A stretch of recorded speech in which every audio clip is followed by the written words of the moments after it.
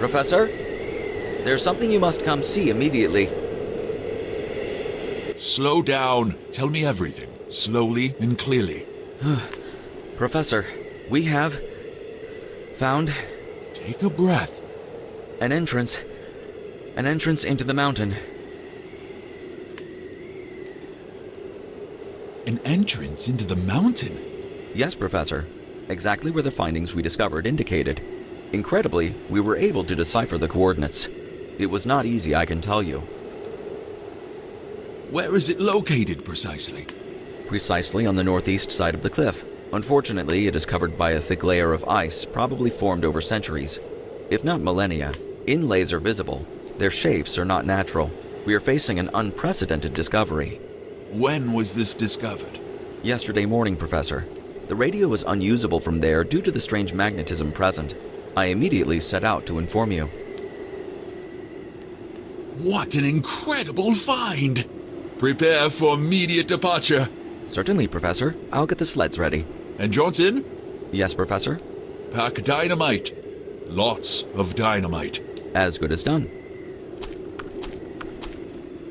I'm beside myself with excitement. The work of a lifetime. Could it be one of those legendary civilizations like Atlantis or Mu? Speculation is pointless. I cannot wait to admire it firsthand.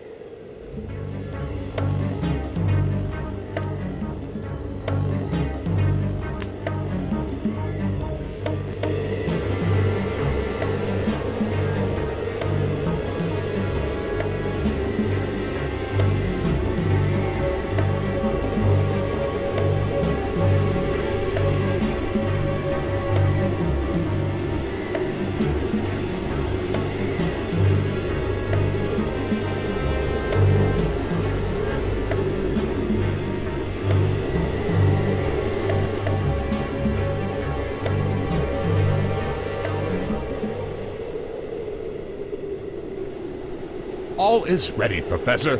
To you goes the honor. Gentlemen, here, today, we make history. In this remote place, at the edge of the world, we, with me to guide you, have made the most sensational discovery ever recorded in the annals of history. Signs of intelligent life in a place no human has ever set foot before. This will be spoken of for eons to come, and it will radically change everything we thought we knew. Forever. Professor, everything you requested is ready. Thank you, Danforth. Exactly what I need.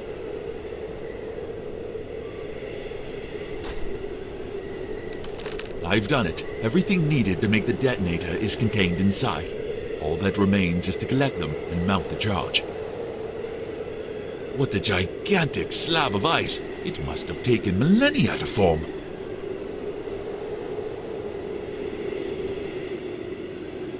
Perfect. Now all that's left is to make that dynamite do its thing.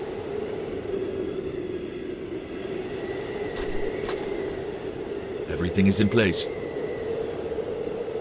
Stay back.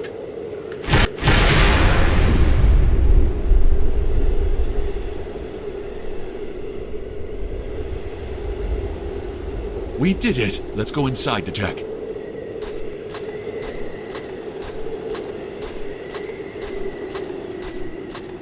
Atwood? Danforth! Dyer! Organize the equipment, gather the men, tie up the dogs, and follow me.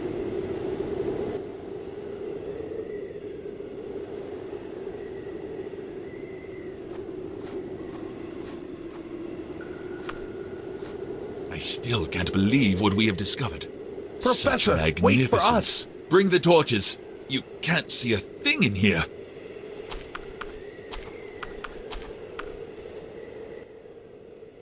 What do we have here? We need lights.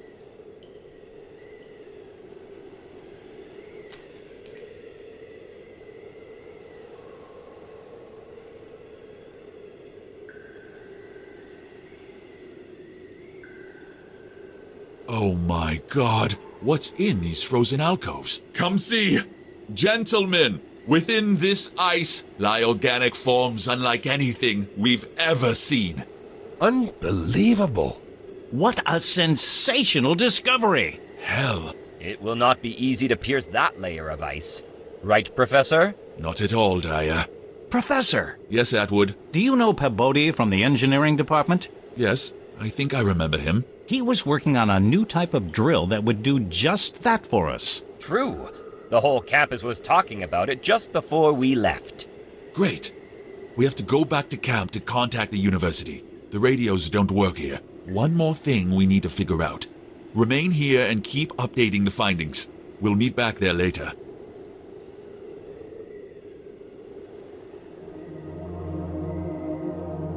Hey, what's this here? What? There's something stuck in the ice. Help me get it out. This could be worth a fortune. You know that everything recovered from an excavation must be handed over to the professor. Really? And what if I told you that I know someone who will buy it, and you'll never have to work again for the rest of your life? Sounds tempting. Let's see what it is first.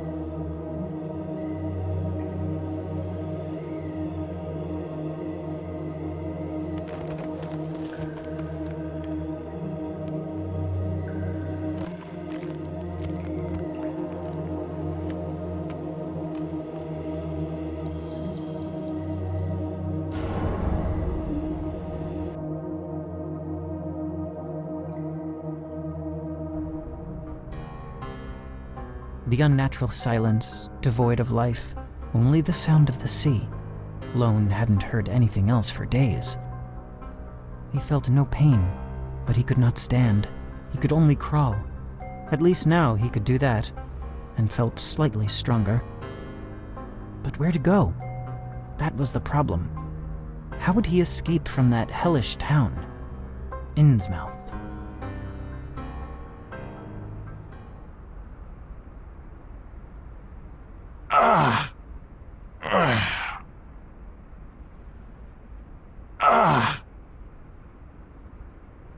I'm still alive.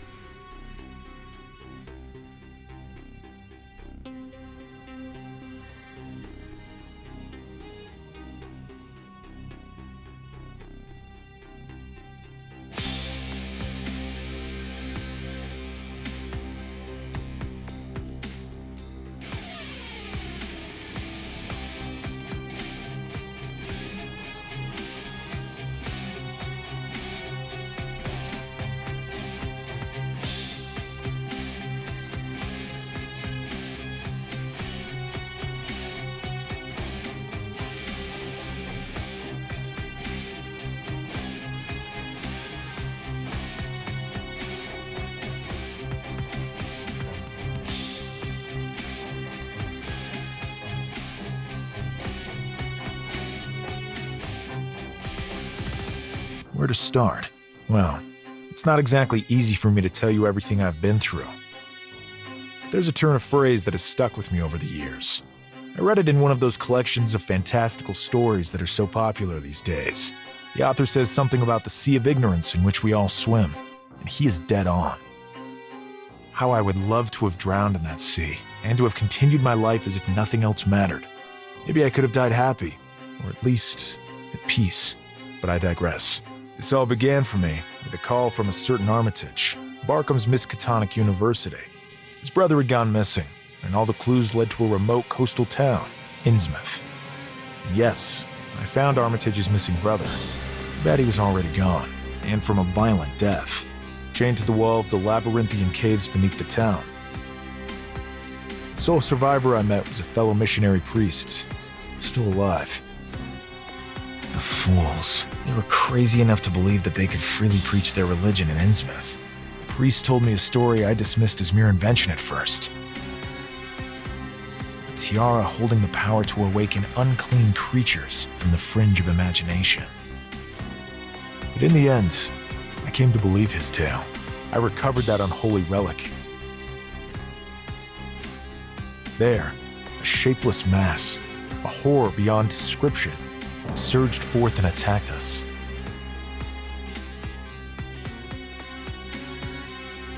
priest managed to get away.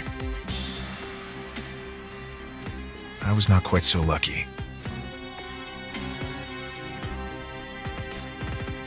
However, here I stand, able to tell you all of this. And it's from this point on that I want you to hear my story.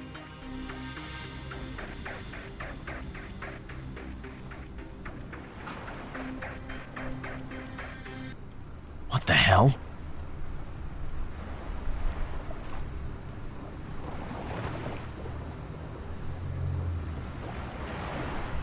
But what? That insane creature grabbed me. After that, I remember nothing. I have to get out of this godforsaken town. At least I'm still in one piece.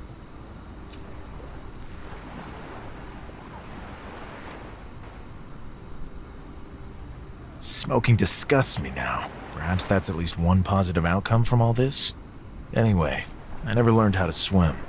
I'd rather die right here than go back in there. The infamous town of Innsmouth, guarding the secrets they'll kill to keep. I got out, only by the skin of my teeth. The entrance to the labyrinth of caves that runs beneath Innsmouth. I'm not going back in there. Looks like a plank from a broken crate. I'd say, knowing what goes on around here, that the crate was most likely thrown overboard in the scramble to avoid official scrutiny. An idea is forming in my mind about how to get myself over to the other side. Let's give this a try.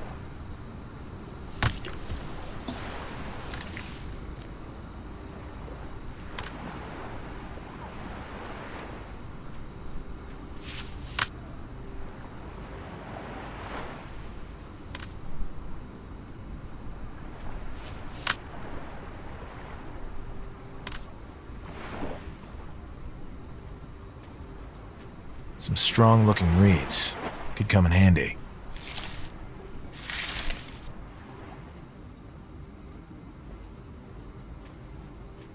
I can use them to tie the planks together. This should work.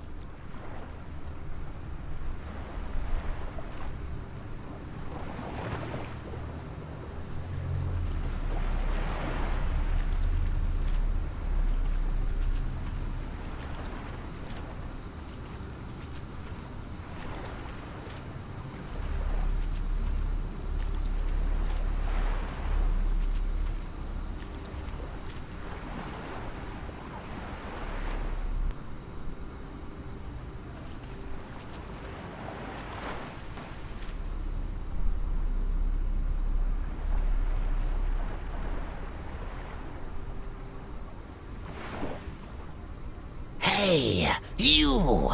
Come over here. Stay out of sight. Shush. Don't make the slightest sound, please. Rest at ease. You're lucky you ran into me first. I'm the only one in town you can trust. I just want to get out of here. To the northeast, you will find an old abandoned railway that leads out of town. And now I'll go distract them for you. You get to move on, and keep your head down. Thank you. I hope I can somehow repay you one day. A good bottle of whiskey is never unwelcome. Speaking of which... Well, do you have any whiskey for the good Zadok? Shut up, old man. Why do we even let this smelly old tramp camp out at our town? So, about that whiskey. Or would you like me to blab some of your secrets to the guy who works in the drugstore? After him. Sure.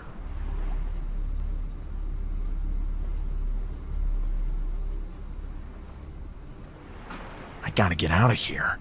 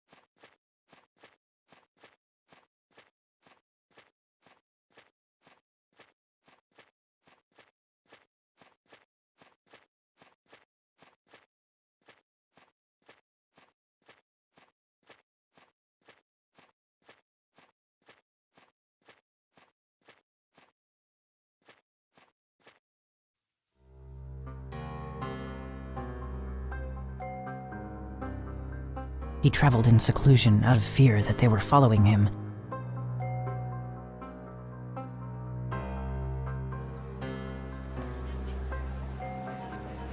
He managed to get back home, to his Arkham.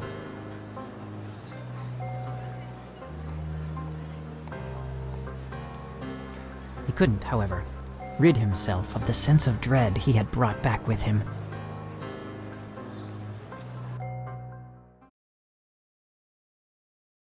I've dragged my sorry self back home.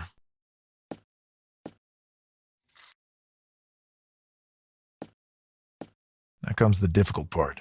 But first, I must grab some shut-eye and a change of clothes.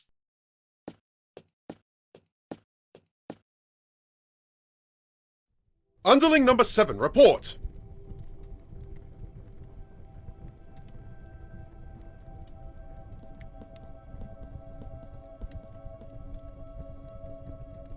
Master.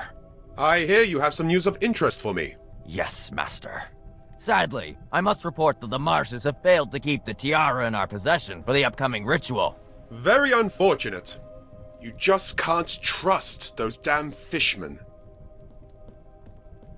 But we will remedy that. Continue.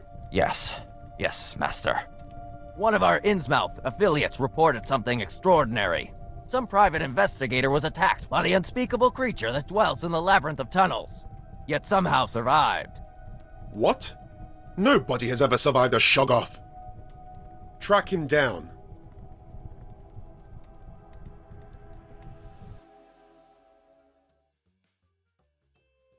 I gotta inform Armitage of his brother's ugly end. Maybe I will also tell him something about the strange tiara, and about Elliot running off with it. Perhaps his contacts can look into all that further. It could actually be dangerous, but who could even tell after all I've been through? Surely they don't lack for weirdness in that town.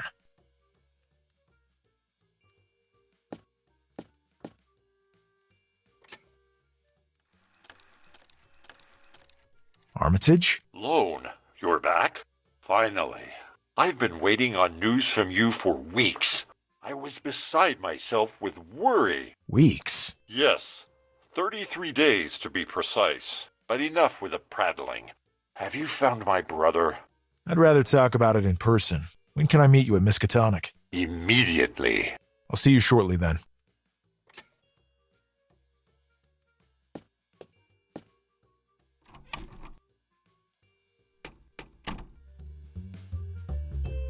Mickey. He's been here on the street peddling his wares for ages, and he's a really nice guy to boot. Hi, Mickey. Hi, Lone. I haven't seen you around in a while. I've been working here and there. I see. Take care, Lone. Right back at you, Mickey. Monleo, a legendary figure in the neighborhood, spends his days doing nothing. Monleo, how you doing? Lone, been a while. Been a month or more that I ain't seen ya.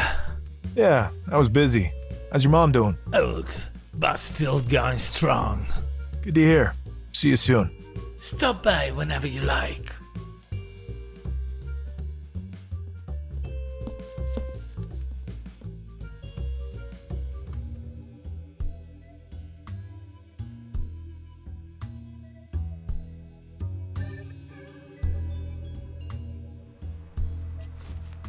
Miskatonic University. The gardener. And a damn good one at that. The gardener's toolbox. Good morning, and good work. Thanks. Same right back at you. But if you'll excuse me, I'm a bit busy here. Of course. Sorry.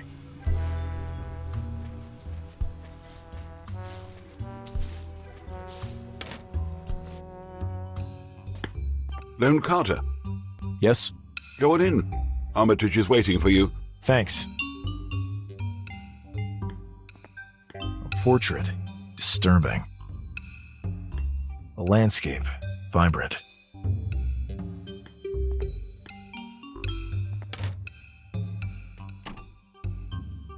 Armitage?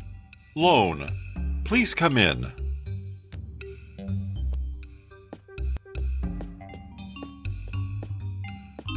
Sorry, I was just wandering around studying some texts. You look well. I have some bad news for you. Go on. Your brother didn't make it. I'm sorry. How did it happen? I'm not sure you want to know the details right now. It's what I paid you for. I found him in the tunnels that run under Innsmouth. I didn't make it in time. Who did this? Who? It seems the laws of civilized society mean nothing in Innsmouth. Apparently your brother and Elliot stuck their noses somewhere they shouldn't have. This Elliot you speak of was dead too? No, he was still alive when I got there. We both escaped with our lives by a hair. An impossible creature attacked us. I still have no idea how I managed to survive intact. Unfortunately, I don't know where Elliot ended up. I'll need a few days to make some inquiries. I will get back to you soon. In the meantime, try getting in touch with one of my contacts, a man by the name of William Blanco. He writes for those cheap pulp magazines, but is also an expert on the occult. He often comes by here. He simply devours the rare texts that only we possess. Sadly, I do not know his address or even a telephone number, but I'm sure for a detective with your reputation, finding him will be but a trivial matter. Discuss with him everything you have discovered, and I'm sure he will get back to me. I'll see you later then, I guess. Psychology and pedagogy. Parapsychology. I don't have time for that now. Geography. Organic chemistry. Philosophy. How boring. Books on physics. I wonder who's pictured here. Judging by the spines, they appear to be history books. I can't tell what kind of books they are from here.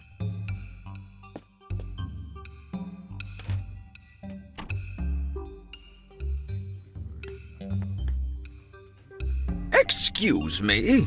Can't you see that we're engaged in a vital discussion? Some space, please. Okay, I'm backing off. Not downright rude. I don't wish to repeat myself. Some space! Space! Okay. Rude as hell. You, yet again. I'm going. I'm going. I'm going. I'm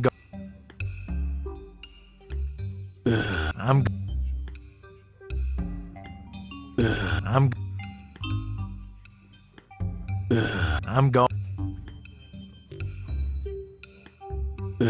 I'm go.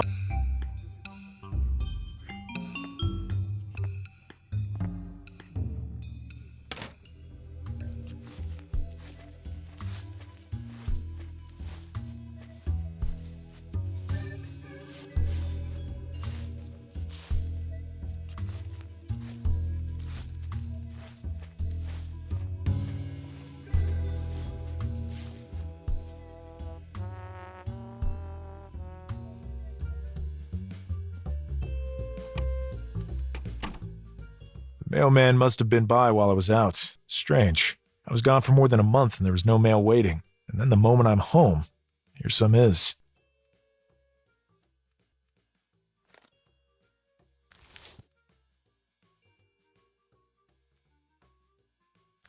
Lone, I've been trying to get in touch with you for days. I absolutely need you to look into a case I'm working on. Come as soon as you can to the crime scene on Walton Street. A. Logan. Alan. Haven't heard from him in ages. If he needs me, I'm only too happy to help him out.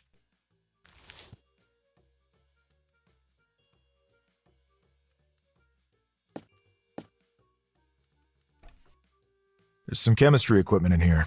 Served me well in the Kroichak case. This could come in handy. There's nothing else I need in there. A spare set of lockpicks. A good find. I lost my last pair in Innsmouth. This could come in handy.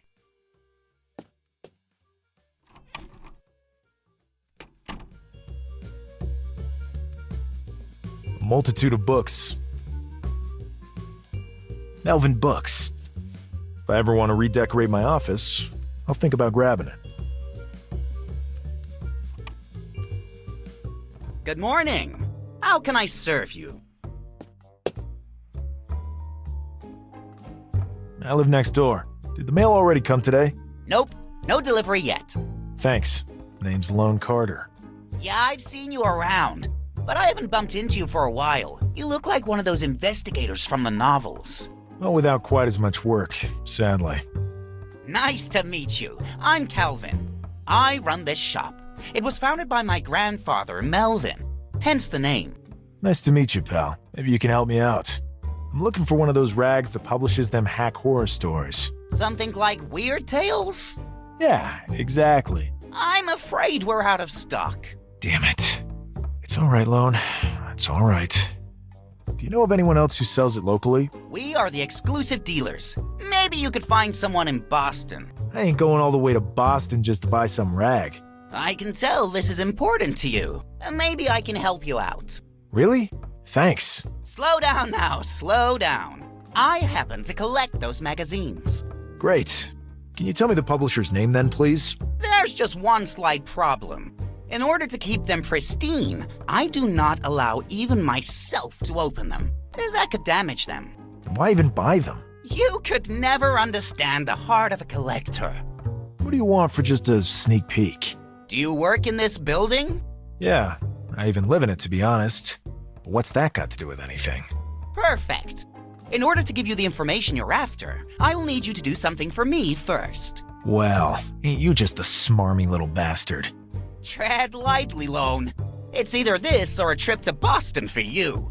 Or you can wander around the city asking everyone if they know who publishes Weird Tales. I could just go to the patent office and ask who registered the title. You surely could. But the bureaucracy is notoriously slow. Who knows which dusty shelf this one vital piece of information sits on? But I feel you have a certain urgency. And the favor I ask shouldn't occupy you for too long. Well, get on with it. I might just put some lead in his head. Lone, deep breaths. Dr. Ivory says I need to learn to control my anger. Do you know Foreman? Yep. He lives on the same floor as me. Great! That bastard's been boasting around about having a better collection than mine, which is obviously impossible. Oh, my breaking heart. Anyway, I always end up second best at our club meetings. Now, each of us has a list with every item in our collection pinpointed down to the iota. I need you to find Foreman's list, Carter, so I can expose how lacking it is in front of everyone. Are you aware that breaking and entering is a serious crime? Of course, but you seem the kind of man who might find small detours from common ethics. I'll see what I can do.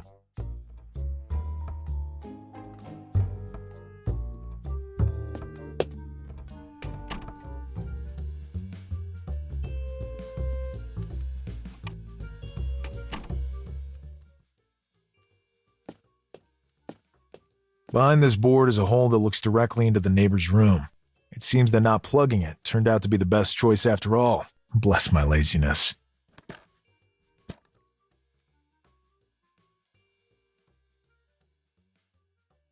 That seems to be what I'm looking for. I can see Foreman's desk from here. Over there is the list I need.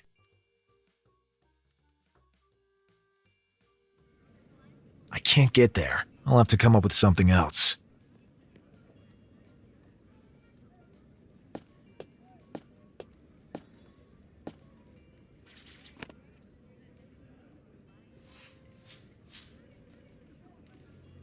A long and thin object. It will probably end up being of some use eventually. Well, more so than merely as a broom anyway. I could always put it back together if need be.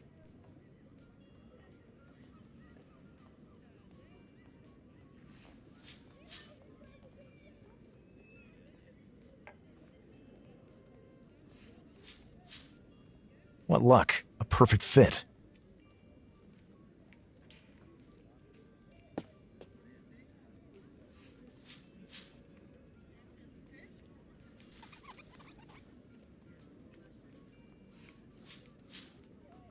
seems to be charged with static electricity now.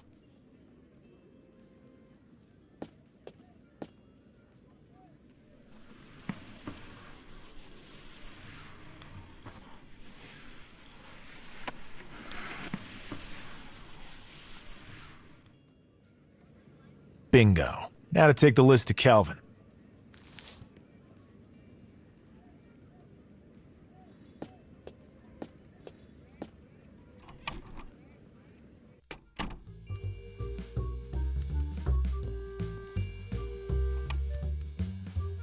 Hello, Mr. Carter. Where are we with the list? Here's your good-for-nothing lists. Outstanding! Thank you very much. The name of the publisher. Now. Sure. Don't get flustered. Derlithsome Press. Good. Is a telephone number mentioned at all? 005672. Perfect. As I see things, you still owe me a favor. That wasn't the deal. As you saw, I'm very good at small detours from common ethics. Perhaps I could even take some scissors to that little collection of yours and make it a bit larger, piece by piece. I do still owe you a favor. Well said, and don't you forget it.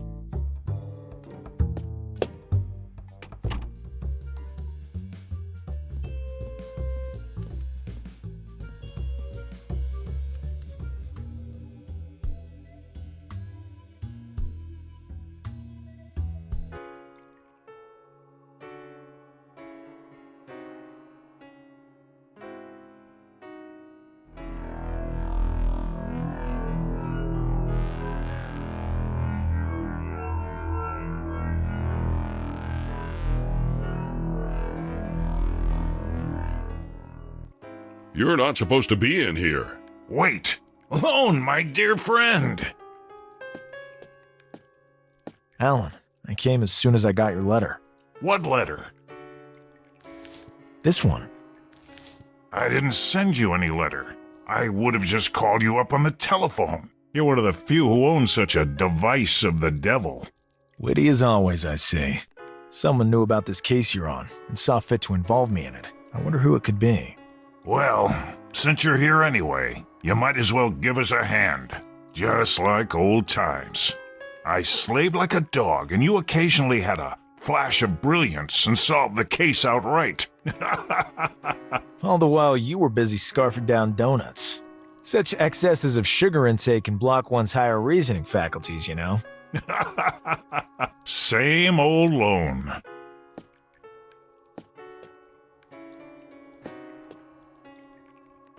Ritual homicide? Bud, fill my friend in on this whole gruesome affair. Certainly, Captain. The landlady called the station this morning to report that she had found Mr. Gillum hanging, mutilated, here in his room, with Sarah Rupert disemboweled in the bed. Did the lady in question have access to the victim's room? That has yet to be established. I spoke with her earlier. Apparently she found the door ajar. I doubt she was lying, given the state of shock she was in. It's unlikely she has the stomach for such a macabre act. We had to call an ambulance to tend to her. She was fainting at my feet. The corpses were gutted. Liver and pancreas of both have been removed. And even more disgustingly, his eyes and mouth have been stitched shut, besides the fact that his lower half is still yet to be found. Records show that the girl over there, Sarah Rupert, did not reside here. It's possible they were dating and she was merely in the wrong place at the wrong time. The victim was a student of parapsychology at Miskatonic University. Originally from Haverhill, he lived here to take advantage of the low-rent neighborhood. Probably couldn't afford a room on the university campus. Difficult for such a person to make mortal enemies. He was most likely just easy prey for our killer due to his withdrawn lifestyle. We will investigate his acquaintances more thoroughly. In the meantime, feel free to take a look around, but don't touch anything. Horrible. Who could do such a thing? The victim's blood was collected in this basin. Weird residue lay around it, almost like someone drank from it. It's a door. Probably the lair of some rodents. Or girl. Sarah Rupert. Poor girl. Surgical work. The internal organs have been removed. What kind of maniac would do this?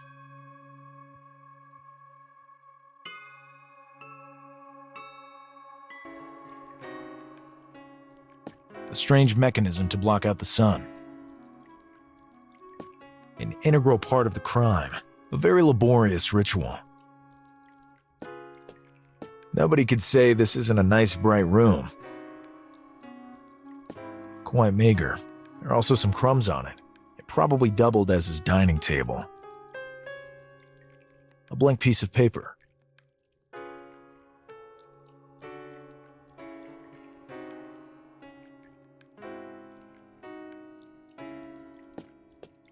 Alan?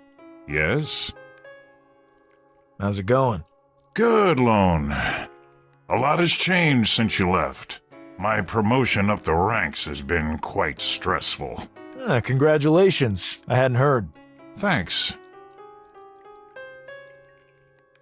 I'd like to know who sent that letter in your name. I have no idea how to look into that any further. But it weighs heavily on my mind, too. They know who both you and I are. Yep. Can you tell me anything more about the victim? We've already given you all the information we have so far. I get a feeling this is going to be a rough one. But luck sent you here, right? Yep, luck. This ain't the nicest of neighborhoods, if I remember correctly. Right. But it is not unheard of to find decent people of lesser means living here for the rock-bottom rent.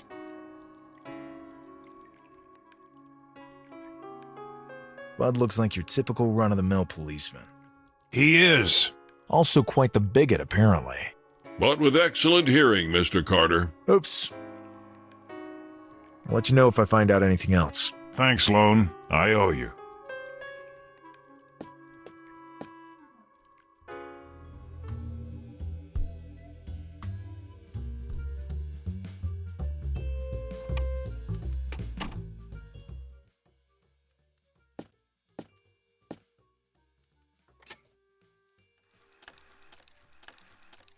Durlithson Press. Good morning. How can I help you? I'm after some information. Go on, sir. I need the address of one of your collaborators, William Blanco. We cannot disclose private details. Please, it's very important. I'm John Smith, tax agent. Oh, God. Taxes. Go on. Let's get right to the points. I'll be needing William Blanco's address. But really, I can't. You have a big problem. But you better ask my boss. Now he's not here. Just give me the address, and I'll leave you in peace.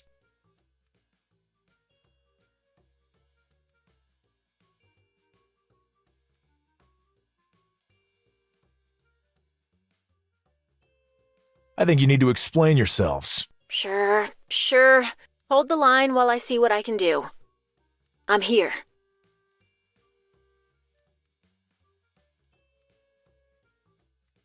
We'll make sure you all end up in the slammer. Give me the address, now. I'd be fired if I... You won't be fired, you'll be promoted. You will have saved your company so much trouble. Okay, hold for a moment, please. Hope it works out. Here's the address. 27 Pickman Avenue. Good day. Good day to you.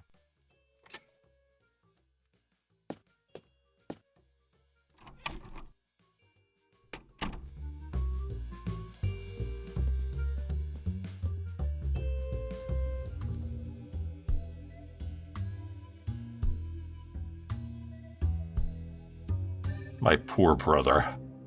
I can't stop thinking about him. Maybe if I just go home for the night and take some time to reflect on all this. But what?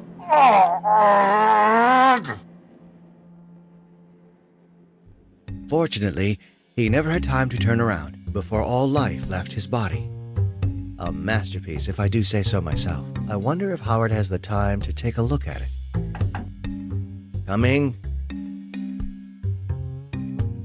come in. Hi there. I'm Lone Carter, private investigator. Pleasure to meet you, Lone. How did you find me?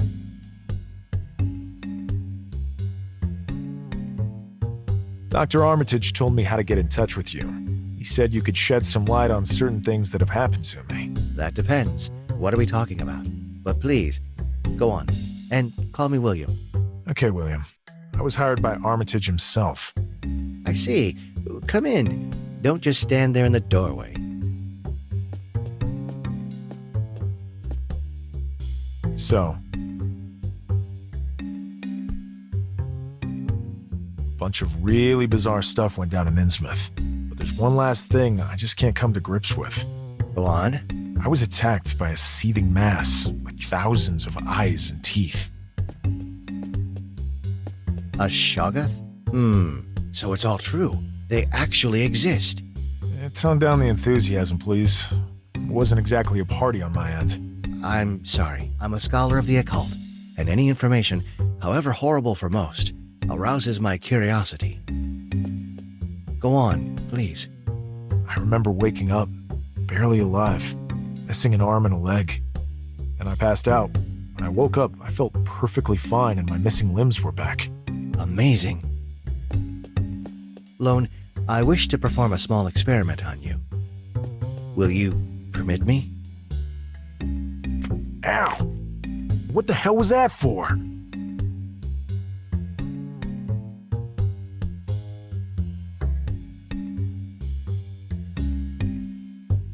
I'm testing a theory, which is confirmed, it seems. Look at your arm. It's already healed, without even a scar. You must have escaped the embrace of that unearthly creature by mere chance. It was literally consuming you, but apparently some of its cells invaded your body, and they now seem to repair any physical damage you take. I don't know what the long-term implications are, but for now, it seems you're practically immortal. Amazing. I might not know much, but this seems unlikely to end well. Is there anything you can do to help me? Perhaps, yes. But do you really want me to? With such power, you could make a real difference.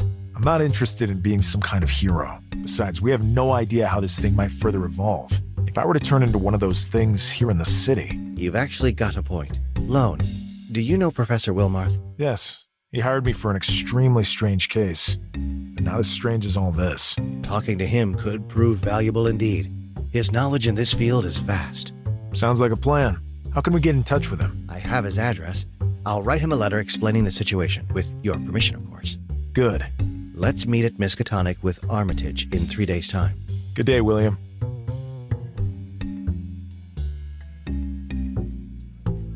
I really gotta go grab some shut-eye. Then I'll have a think about who left this letter for me.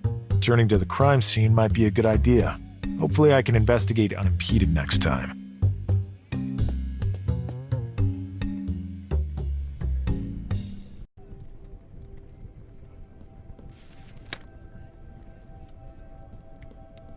Damn small-time detective.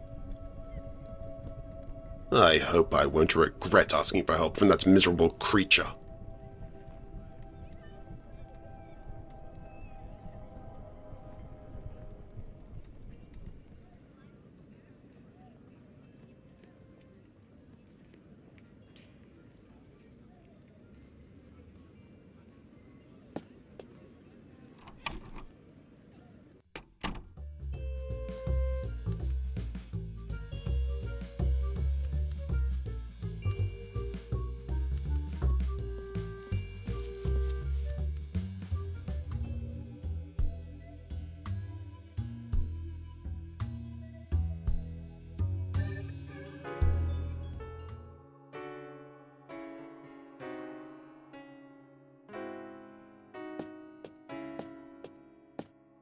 There's a pen here as well.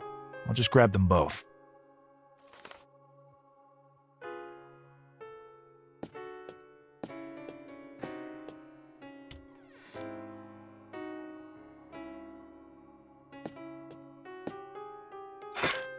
It's stuck.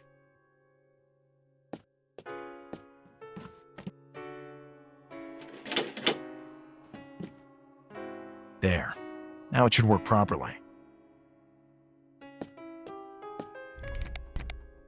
What's that thing?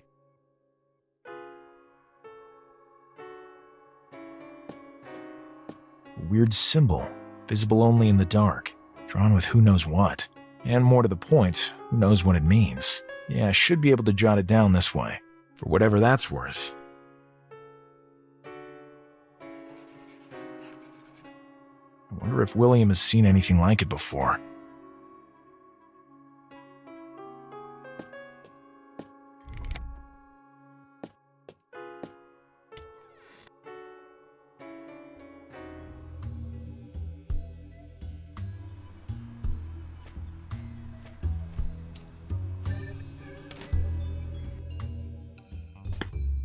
Lone Carter, how may I be of assistance? I'm here to see Armitage. He is not here. I do not know when he will be back. Thanks anyway.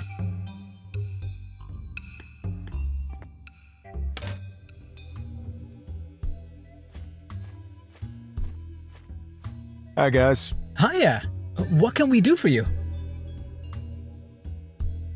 Have you seen Armitage by any chance? We haven't seen him since yesterday. Strange. He's almost always here at the university. Gotcha. Thanks. Are you students here? Yes, doctorates of medicine. May I ask your names? I am Johann Hansen, but everyone calls me Billy. My friend here is Herbert. Yeah, hi there. You're a man of few words. No time to talk. I have to study. Until next time. Good day.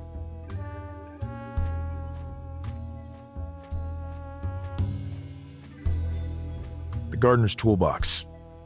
I can't open it. It's locked.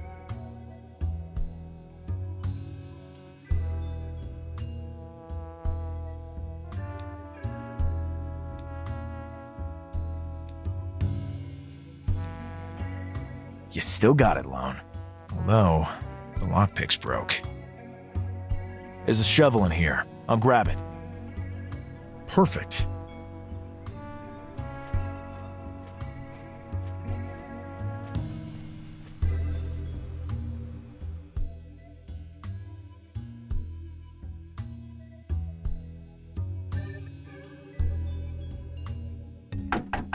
Come in, Lone. William, I'd like to ask you about something. Sure. I'm helping a friend out with a case. It looks like a ritual murder. I copied this symbol from the door there.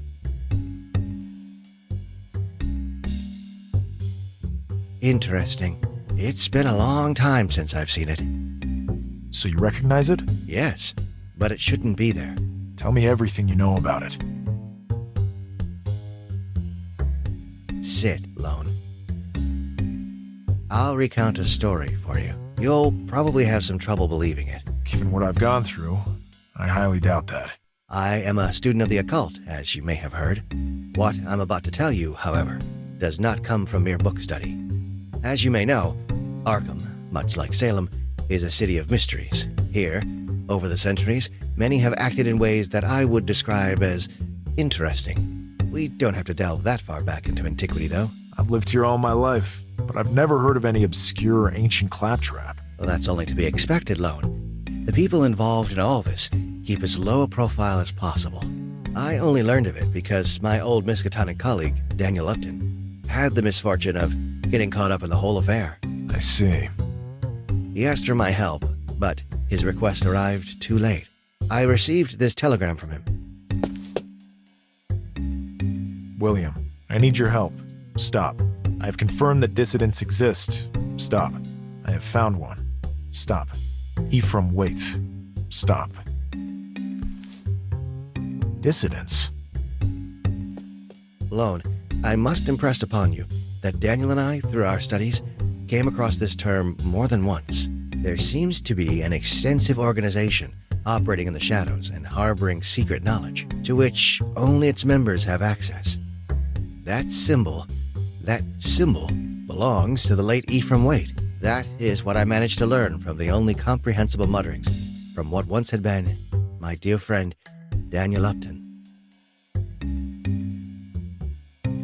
What happened to Upton? As I told you, I didn't make it in time.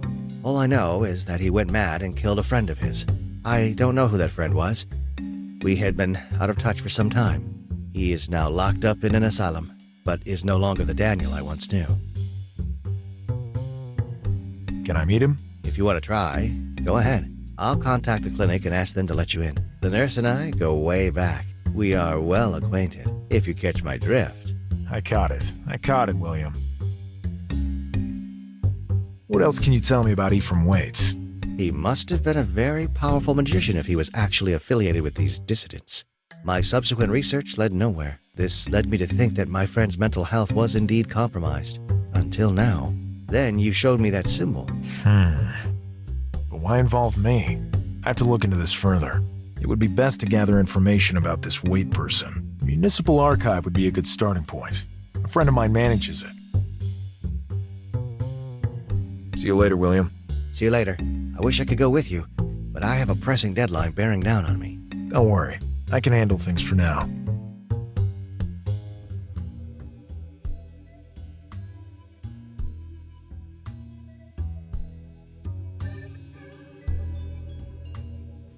Good morning.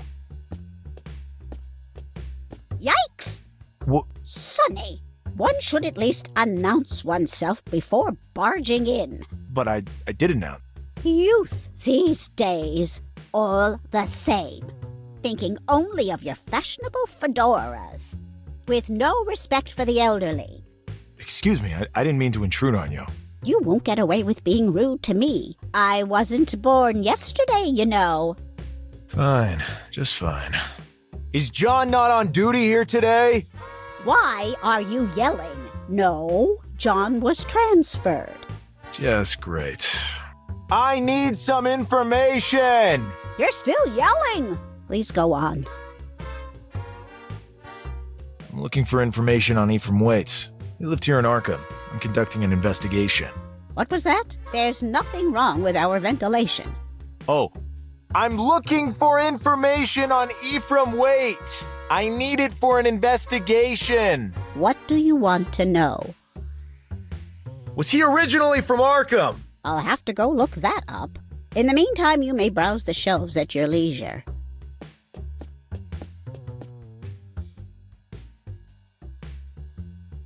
Ah, here it is. He was a native of Innsmouth. Did he have any family?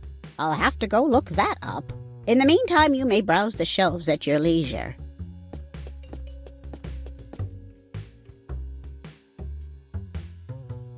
Ah, here it is. He had one daughter by the name of Innsmouth. They lived together. I don't know any more than that. Where did he and his daughter live? I'll have to go look that up. In the meantime, you may browse the shelves at your leisure.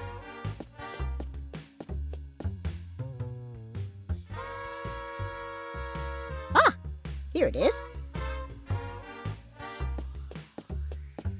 His last known residence was 27 Regent Street.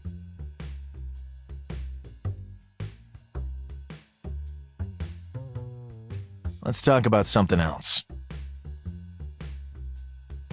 I need the lowdown on Daniel Upton. He was accused of murder some years ago. What do you want to know? Do you know anything about the murder? Do you know what year that happened? No, to be honest. It's rather difficult to find information without details. The only thing I might be able to do is look up his name. Wait. In the meantime, you may browse the show.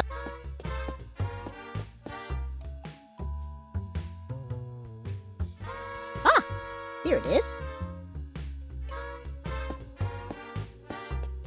Not much to go on, but Upton has been in a mental hospital since 1915. Did he have any family? Wait. In the meantime, you...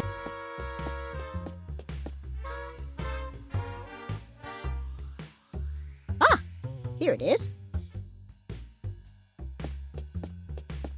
He had a wife and son, but they no longer reside in Arkham. but Upton has been in a mental hospital since 1915.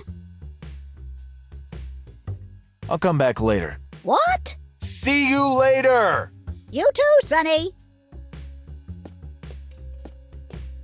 Looks like collections of newspapers filed by year.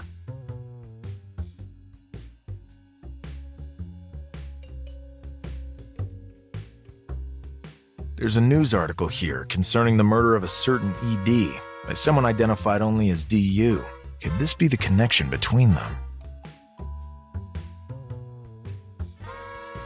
I need a date. Maybe the archivist can shed more light on this. Countless books and documents about the history of Arkham. There are also obituaries filed by year.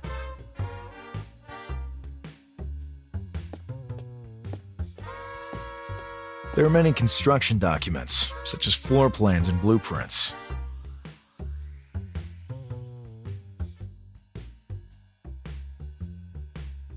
It appears the house was demolished in 1917 to build a department store. Well, I guess today I won't risk being arrested for trespassing.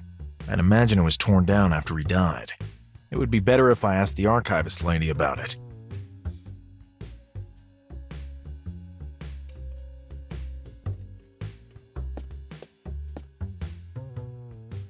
I need more information on Ephraim Waite! What do you want to know? Could you tell me when he died? I'll have to go look that up. In the meantime, you...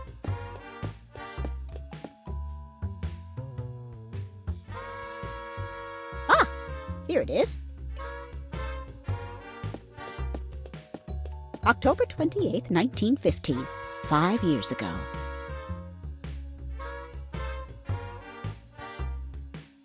I'll come back later. What? See you. You too.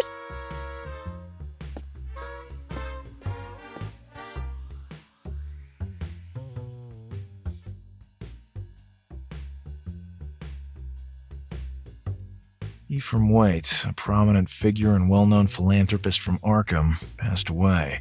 A prominent figure. I wonder what he actually did for a living.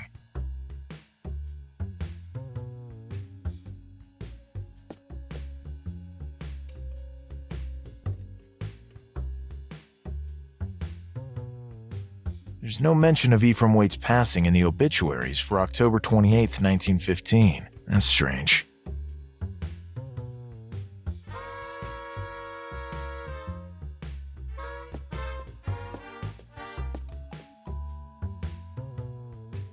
I need more. What do you...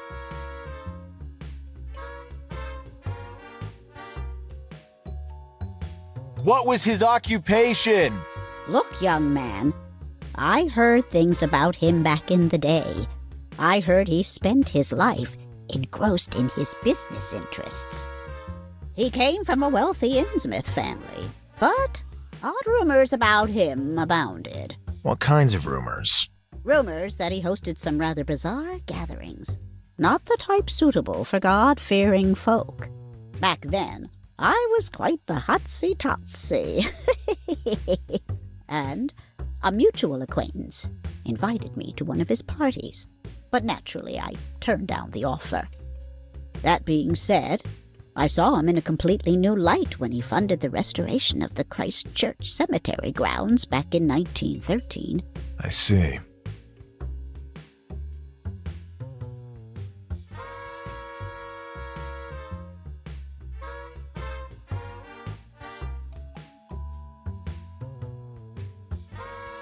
I'll come back later. What? See you too?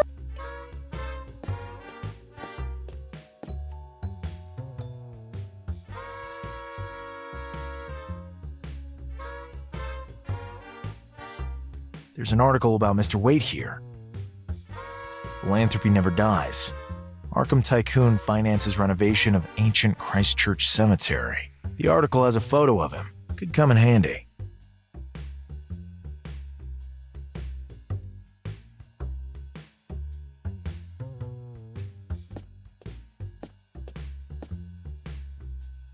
I've never been to the Christchurch Cemetery. What? I have never been to the Christchurch Cemetery! Why are you yelling so much? You can find it in the southeast section of the city. It's an ancient place. Since the renovation, it has lost much of its charm. But at least now there's not as much risk of taking a brick to the head or being swallowed up by the earth. Is Mr. Waite buried there? Most likely. He renovated it after all. But let me go check the records. Well, this is strange. There are no burial records concerning Mr. Waite. This is very odd indeed. I wonder where he ended up. I should probably take a look for myself at this cemetery Waite cared for so deeply.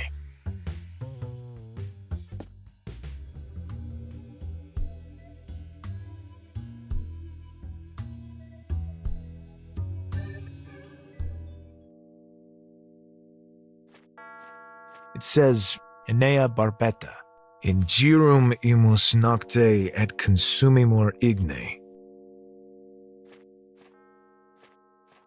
Marco Sangallo. After all, it's always the others who die. Cream cups. The most merciful thing in the world is the inability of the human mind to correlate all its contents. Martin Ottowitz. There seems to be no trace of Ephraim's grave.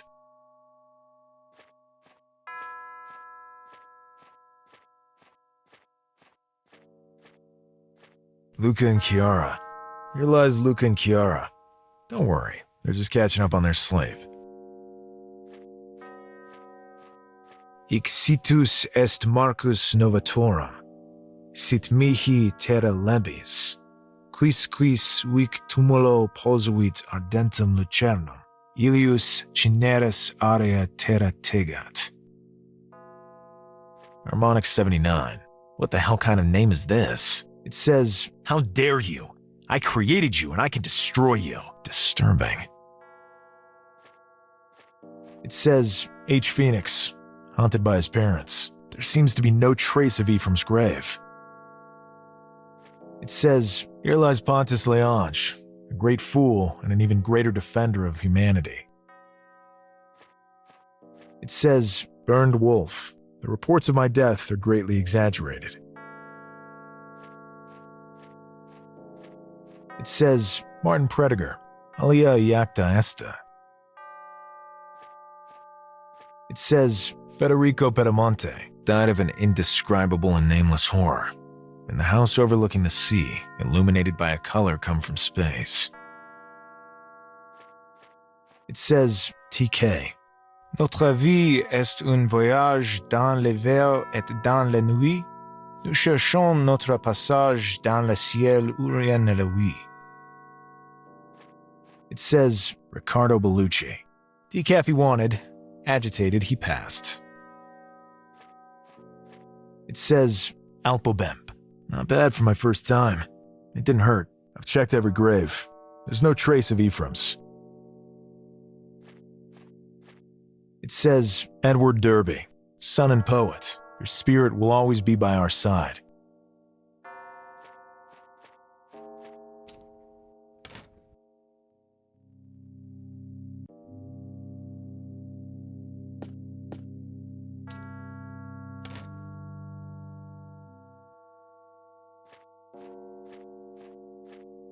Hello. Greetings. Where does the forest path lead? I don't know. I never go there. I heard that someone got lost in there and never came back. Could you tell me anything about the church? I'm not very religious. Let me tell you, I deal with corpses every day, but that place makes even me shudder. What do you do around here? I'm checking on the dead. We wouldn't want them running around loose, right? Good day. Be seeing you. Given my job, I don't usually say that out loud.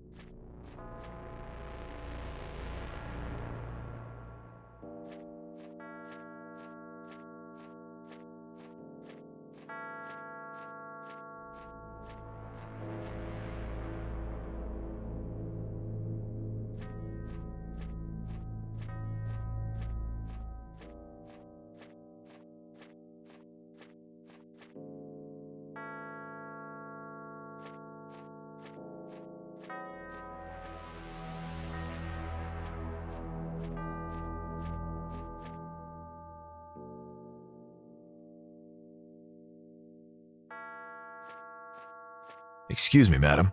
Hello, young man. May I ask you what you're doing here? I'm here to visit my husband, Sonny. Not much else for me to do with what's left of my life but drag my old bones out here and have a chat with him. I see.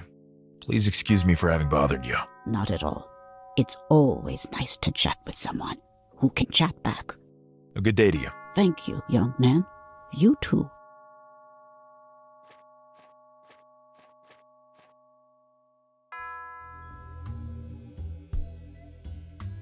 Halt! Take him down! What the hell is going on? Leave me alone. The sea calls me. Come on, back to his room with him. Hey, don't hurt him! Mind your business. Help! The sea! Hey! Excuse me, sir. What? You treat all your patients this way? Everyone is well cared for here. Patients try to break out now and then. Yeah, right.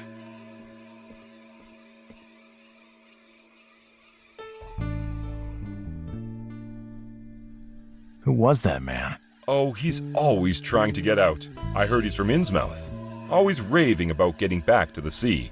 There's no sea around here. I guess in his mind, he's still in that godforsaken town. Innsmouth, you say? What do you know about Innsmouth? I know my brother-in-law lost his job for refusing to make deliveries there, and he was a hard worker. Now, he and my sister can't even make ends meet, what with their 3 children and all. I see. I'm sorry to hear that. Name's Lone Carter. I'm expected. Let me just look you up. Ah, here you are. You are cleared to enter. Thanks a lot. Good job. I hope everything turns out okay for your brother-in-law.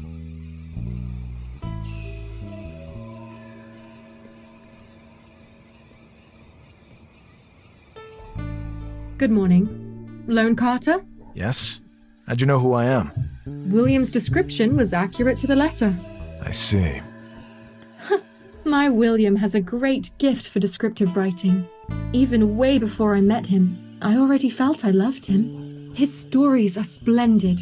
They deserve better than to appear in those cheap tabloids. I'm here to see someone, Rose. It's a matter of some urgency. Sure. You will find Upton in the last room in the corridor to your left. We can't allow you into the room, though. Please speak to him through the bolt hole. He can become quite violent. Tell me about Upton. There's not much to say. He pleaded insanity after the murder, and for good reason. He spent all his time since then babbling and drawing odd symbols. Like this one. Thanks, Rose. Anything else? I can tell you that he has a wife and daughter, but they've never come to visit him. William has visited him before, but not even he stops by much lately. Anyway, he speaks only in groans. He eats little. I don't know how to help you any further, Lone. Thanks all the same, Rose. The same symbol that was drawn on the victim's door, just like William told me.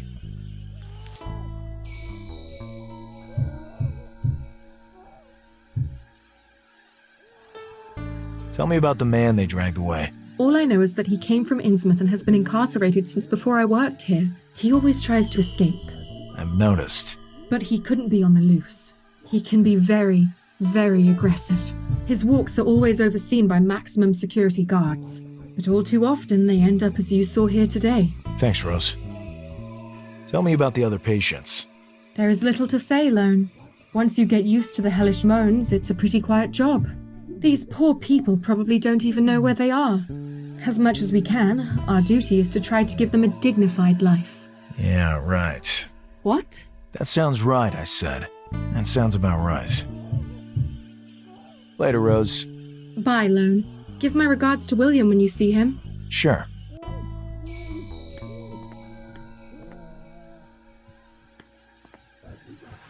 Hello there. Yes? Hey, are you all right? Did they hurt you? They can't hurt me.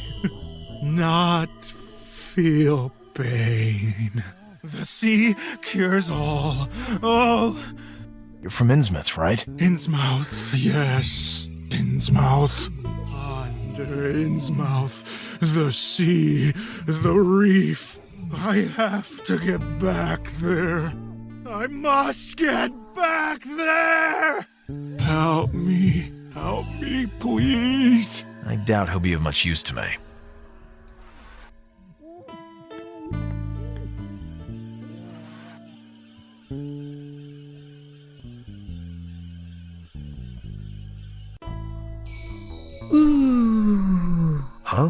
Ah.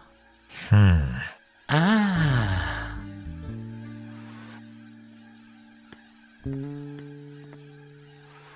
This cell appears to be empty.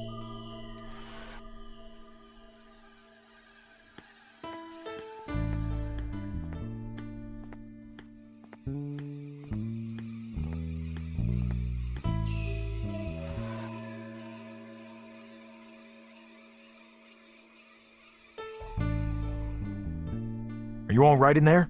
Of course. Everything the divine light shines upon is perfect. Come here, my son. Come. Try closer. Hell awaits you, you unclean filth! Well, that shook me up a bit. Lone, stay away from there. Today, he thinks he's a fallen angel. Come back tomorrow to meet him as Napoleon Bonaparte.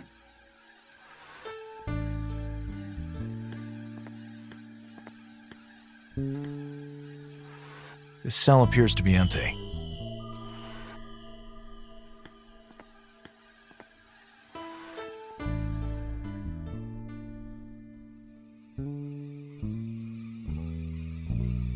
The truth is a lightning which rips the darkness, but its light is so strong to blind whoever sees it. The enlightened ones will lose themselves in the blackness. Are you willing to follow that path? Okay.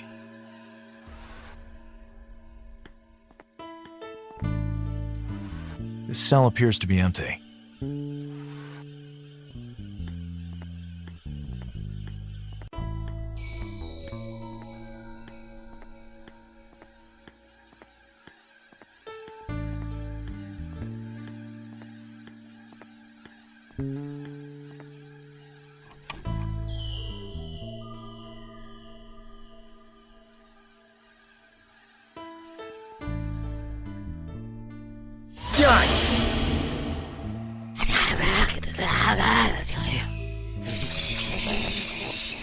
What a fright. Daniel Upton?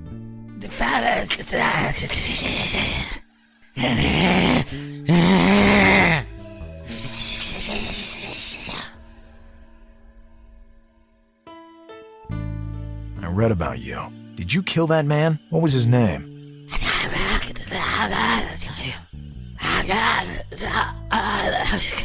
Slow down. Take a deep breath.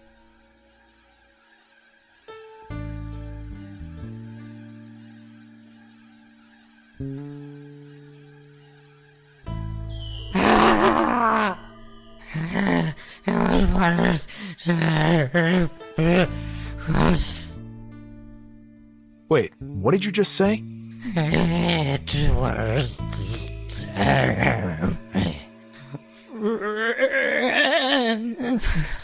Did you just say Edward Derby? It had to be done. It had to be done. He is not in that grave. He was just a container, prepared to meet wickedness in its pure state. It had to be done! Lone, what have you done?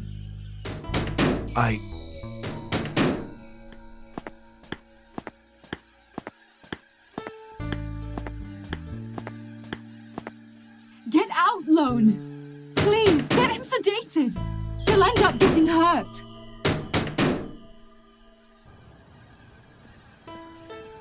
Edward Derby. This has got to be the name of the guy Upton murdered. The same name was on a grave at the cemetery, one restored by Ephraim, and in which he is not buried. At least not in an accessible place. He is not in his grave. It had to be done. What does that mean? Under cover of night, I will go have a look. I'll need some help with all this, though. I could recruit William. He seems to be the type to appreciate a good exhumation.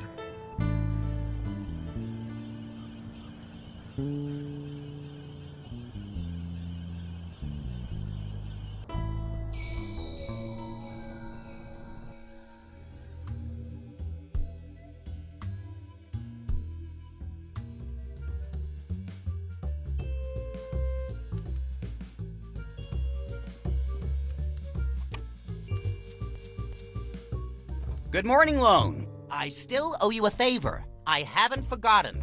Please, leave my collection alone. Good boy.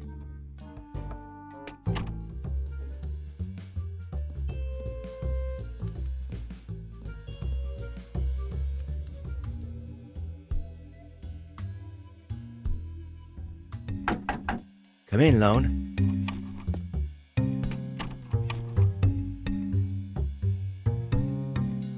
It seems you know the nurse at the asylum quite well. Yes, we have a bit of a history.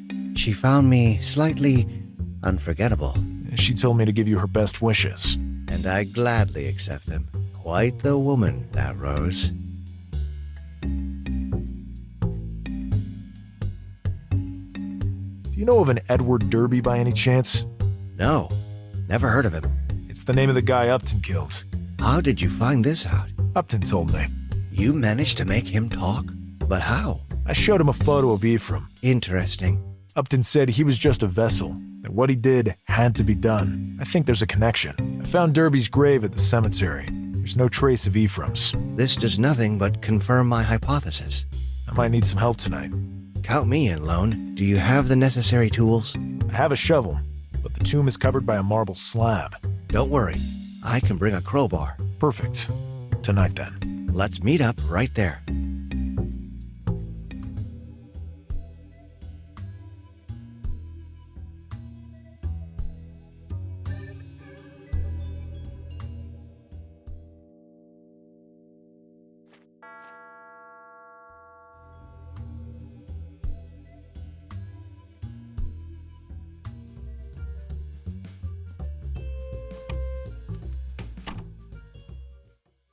I can't think of anything else I have to do today.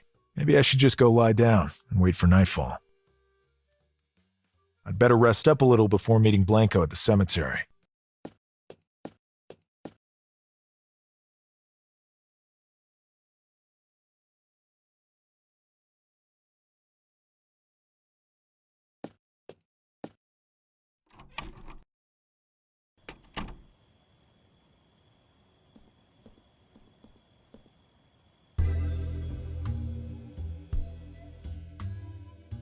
Lone, over here. Evening, William. Got the shovel on you? Sure. Let's get to work.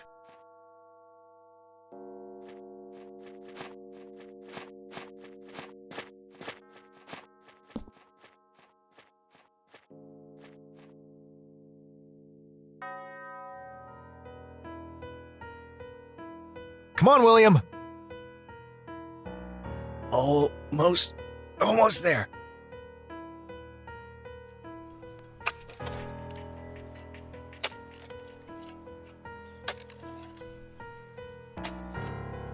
This is quite the chore. We're almost there.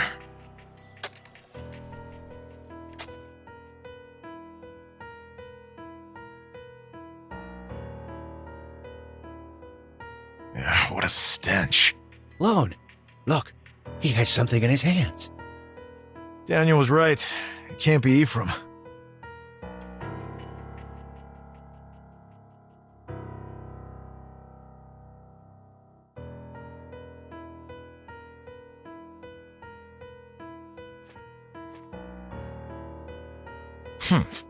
He has a damn firm grip for such an old fella. Help me, William. 1, 2, 3.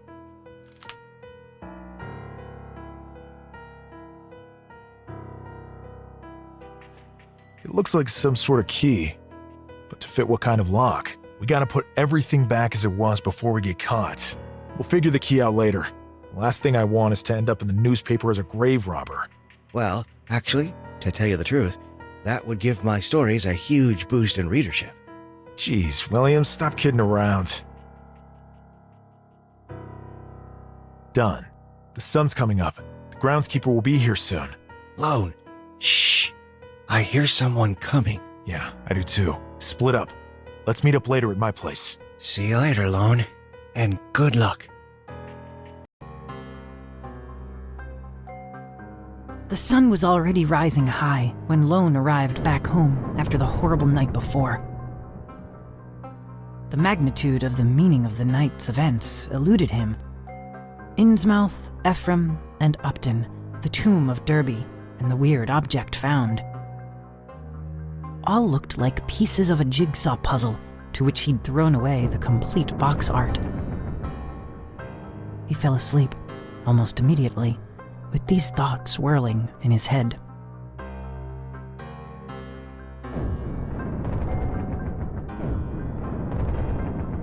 I've never felt this depth of sorrow in all my life. When Father passed, well, everything changed. My mother, our poverty. Father and I shared little common ground. Perhaps we merely lacked the time to find it. But now that this has come about, a frightful tightness grips my chest. Simple respiration has become a labor. Vital oxygen seems to have lost the route on its way to my lungs. If only he were still here with me, to enlighten me, to offer guidance. Oh, grandfather. Oh, my grandfather. Howard, aren't you done yet? I'll be right over. It falls upon me to preserve the items of my grandfather's estate that are the most crucial.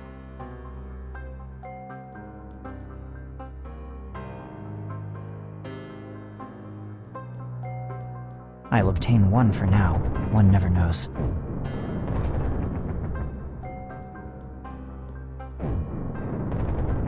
Locked. Generic novels of low regard. A section of grandfather's library devoted to the sciences. Treatises on anthropology. Travel chronicles and general geography. Various medical texts. Various treatises on psychology. Volumes concerning art and painting. A portrait of my mother as a young woman, how beautiful she was then. Her eyes shine, transmitting the serenity in her soul out into the world. This would have been back from before I was even conceived. Let me see. There seems to be something inscribed on the back. I should discover some method to disengage it from the frame. I feel no desire to lug the picture, frame and all, around with me.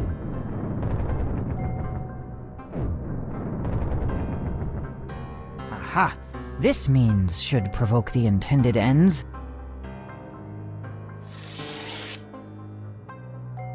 The pen has been rendered utterly useless. Howard! There's nothing worth anything in there.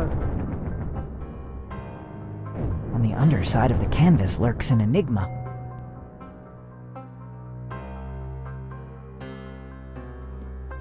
The enigma seems to indicate this shelf. That looks like the personal journal of my grandfather. I believe I'll obtain it. During the spring of his life, he was constantly traveling.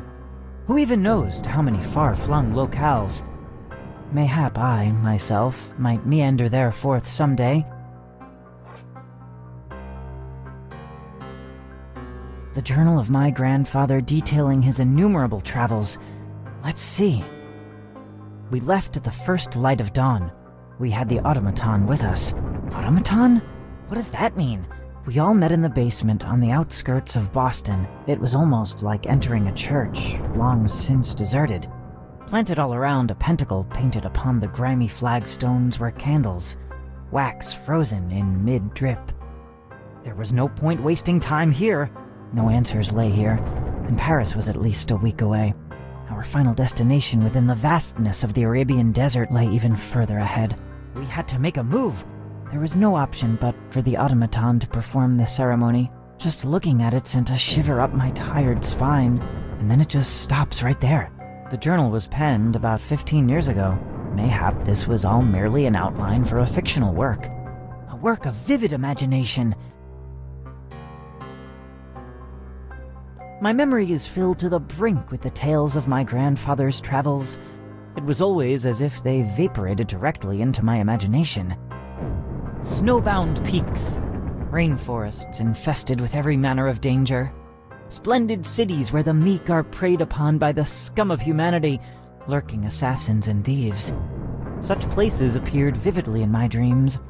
Airborne monstrosities surged toward my person, borne aloft on the membranes of bat-like wings, their long and gnarled talons clutching at me. They had no faces. Upon a command, I could steer them as I wished. Let's see. This globe has buttons set in many specific locales around the world. I have a vivid childhood recollection of grandfather pressing them to open an odd concealed mechanism, but his fingers moved too fast for my young eyes to catch. Perhaps an undiscovered clue awaits me elsewhere.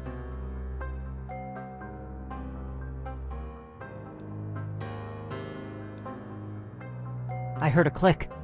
A tiny compartment has slid open at the base. There is a key ensconced within.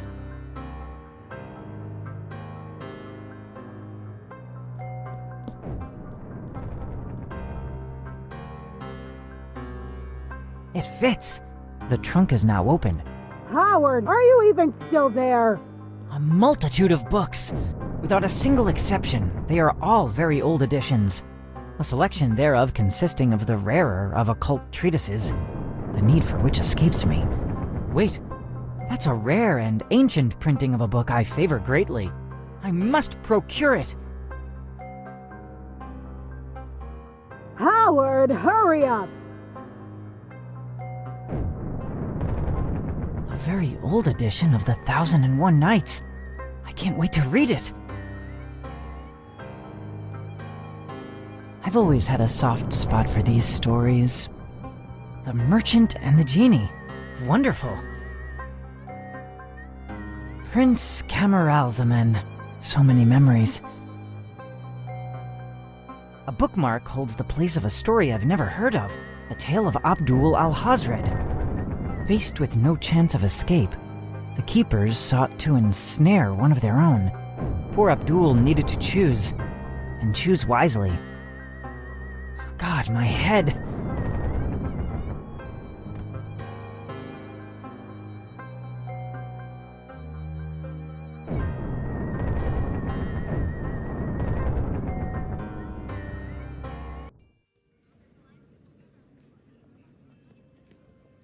Such a vivid dream. What does it mean? Lone. I'm coming, William. Lone. Lone. Great news! Great news! William, slow down. What's happening? Wilmarth got back to me. We have to go to Vermont and find some guy by the name of Ackley. From what I've learned, he may prove useful to us. It appears he may be quite the eccentric fellow. He lives like a hermit. No mail can get through, and, needless to say, he has no telephone. He could help us understand your condition better and perhaps cure it. Who is this Ackley? A former Miskatonic professor of anthropology. Apparently, he left the teaching profession due to personal reasons. He seems to be something of a strange character. Going by what Wilmarth told me, he may have a dependence on certain substances. How will we get there? I have an automobile. Don't worry. An automobile? Really? I've never ridden in one. I can't wait to give it a try. What about what we found last night? We can figure all that out after we get back. I'm curious as well, but this is much more important. What are we waiting for? Let's go.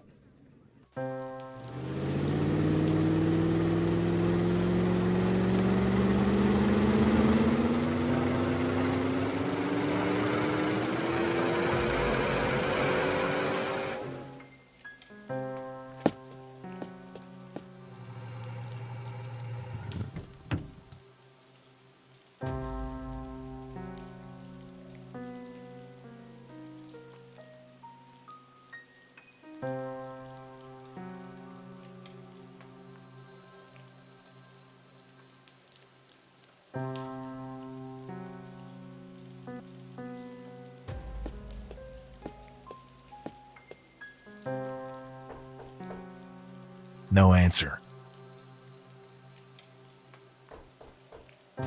Still no answer.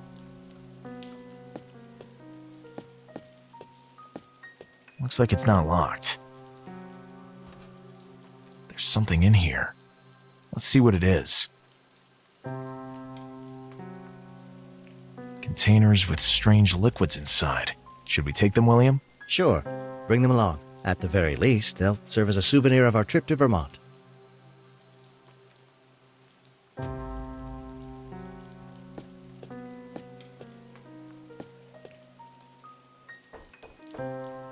Still no answer. Nobody's answering the door. Try knocking again. Still no answer. Still nothing. We cannot have come this far for nothing. Let's just break in. Seriously? What do we have to lose? I don't see any cops around. Come, William.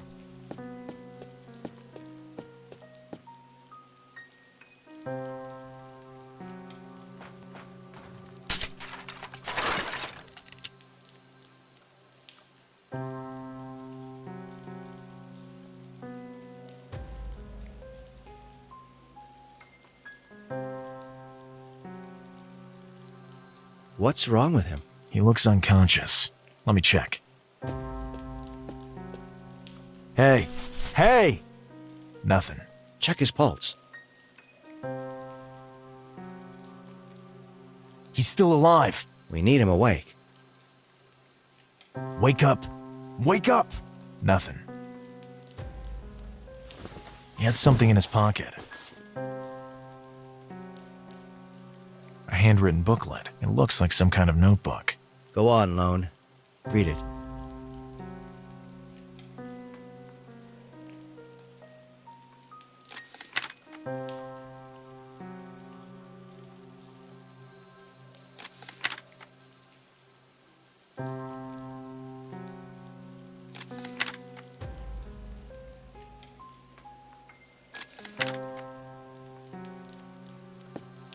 On the cover it says, exotic mushrooms and their strange side effects.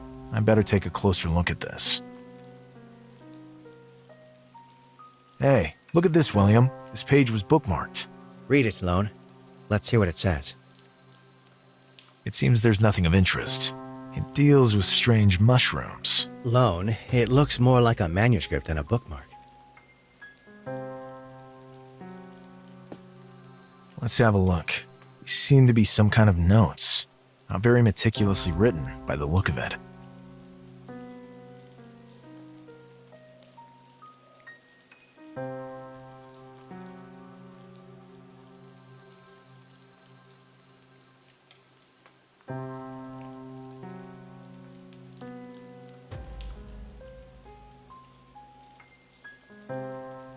It appears to be the formula needed to induce a trance. Yes, but how do we wake him up? The necessary equipment is here. We just need to understand the formula. Perhaps there are some clues in the notes. A used syringe. God only knows what he injected himself with. This disgusts me, but we need something to inject him with. And I see nothing else around.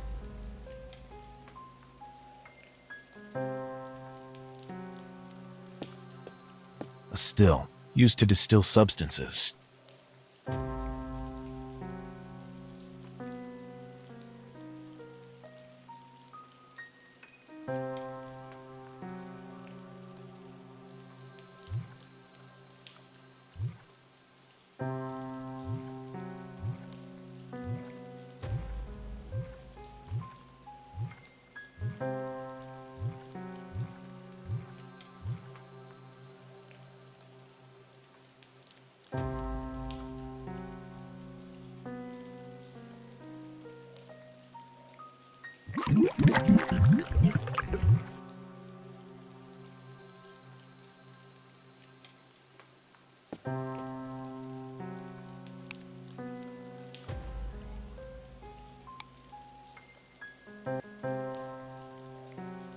Looks like it's working.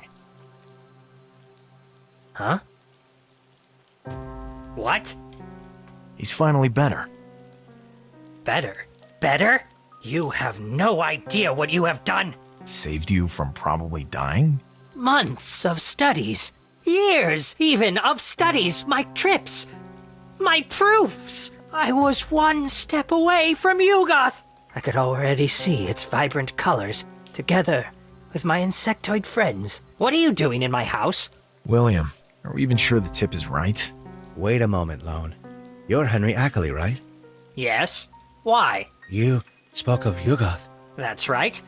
What do you know of Yugoth? Are you an enlightened scholar as I am? I would dare to identify myself as such, and what you're saying fills me with wonder. Did you really make it all the way to Yugoth? Yes. Well, if not for you getting in the way, I was one step away. One single step. Insane, they called me.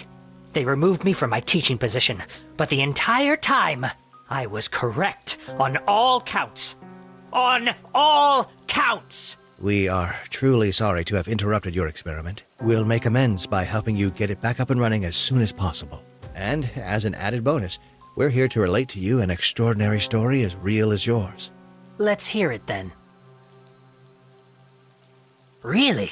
You wouldn't be lying to me? Unfortunately not. You have my guarantee. Very, very interesting, but I'm still not sure how useful I'll be. Any information at all, even the slightest detail, could prove vital. My dear Lone, your condition is something I have never heard of before. I am, of course, aware of the creature of which you speak, but this is the first time I've ever heard tell of a survivor. A further encounter involving the taking of samples could help, but I would strongly advise against that. We're back to square one. Possibly. Nobody could say one way or the other. But at this point, I cannot but accompany you on your journey back. I am sorely in need of some entertainment, and of certain substances easily available in Arkham for my experiments. And perhaps I could also be useful to your investigation. You diverted me from my path. This is the least you can do. We absolutely agree, Henry. Okay, let's get on our way then.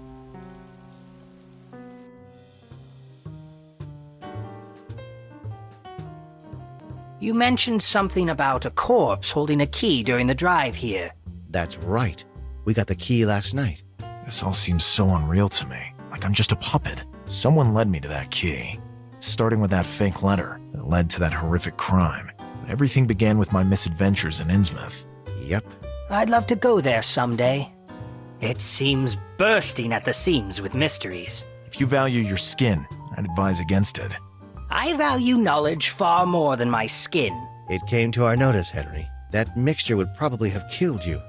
Gentlemen, is there anything else you require? No thanks. We're fine for now. I will take your leave then. Granted.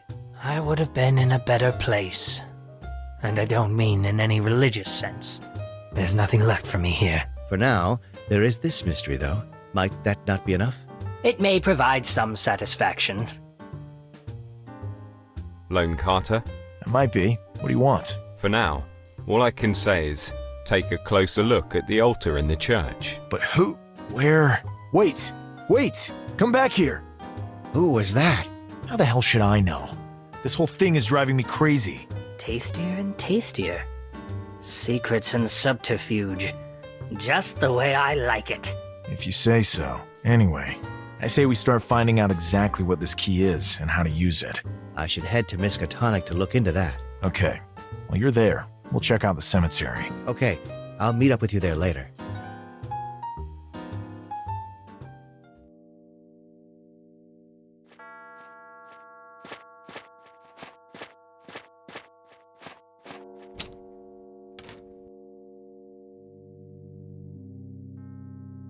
It has 3-1 engraved on it. It has 7 engraved on it. It has 7 engraved on it. It has 4 engraved on it. It has 5 engraved on it. It has 3 engraved on it. That guy at the cafe told us to have a closer look at this altar. There's some kind of lock set into the center. Let me have a closer look at it.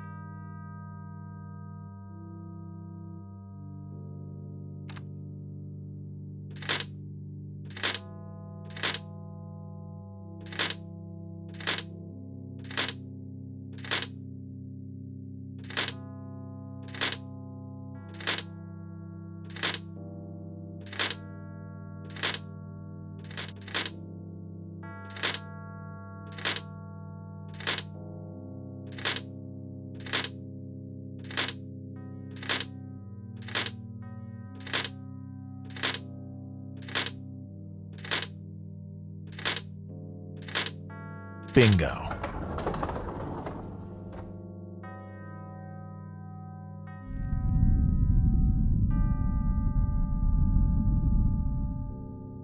I heard a loud rumbling somewhere off in the distance. What a strange object. This is an incredible find. Show me? Interesting.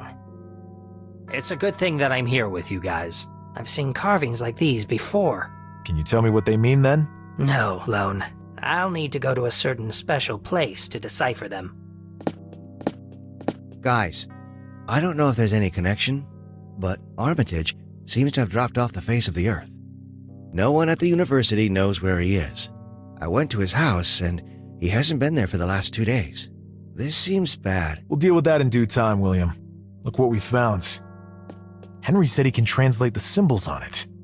Yes, I need to go somewhere to do so, though. And you already know how I get around. I'll need certain substances. Do you have access to them? I have a contact that might be of help. Rose. There are surely tons of medicines loaded with your certain substances in such a place. What kind of place? A madhouse. Yeah, that sounds about right. Good. Let's go. We'll figure out how to get our hands on your substances later. I might have an idea how to do just that.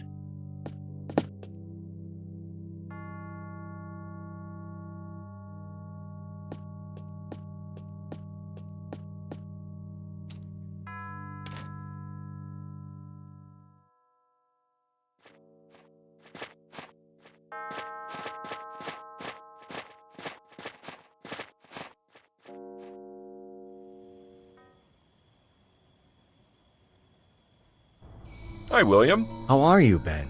Everything okay with the family? We'll pull through. My friends and I have to meet with Rose. Will that present any kind of problem? Absolutely not, William. You are always welcome here in our madhouse. Thanks, Ben. See you later. Rose, it's been a while. It has indeed, William. Lone, my good friend here, told me you sent your best wishes, and I just had to come see you.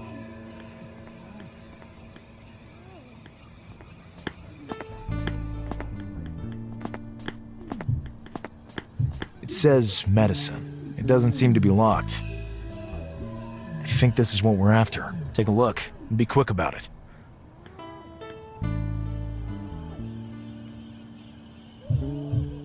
Done. We can go. Good.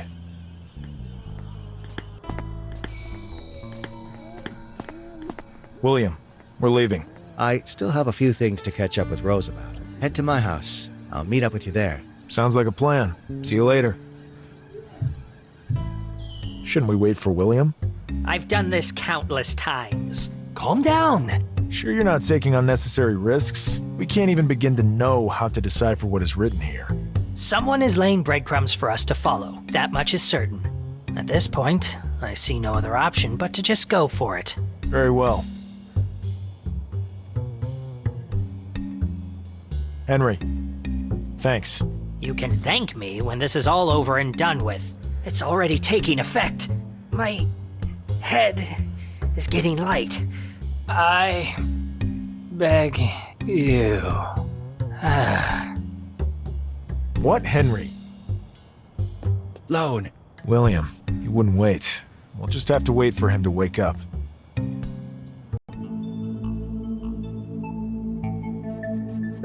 It worked!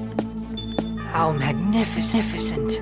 Every time I come here, I arrive in a different location. The center of all knowledge in the universe and its infinite dimensions. Breathtaking. There is always a price to pay for knowledge. What will it be this time?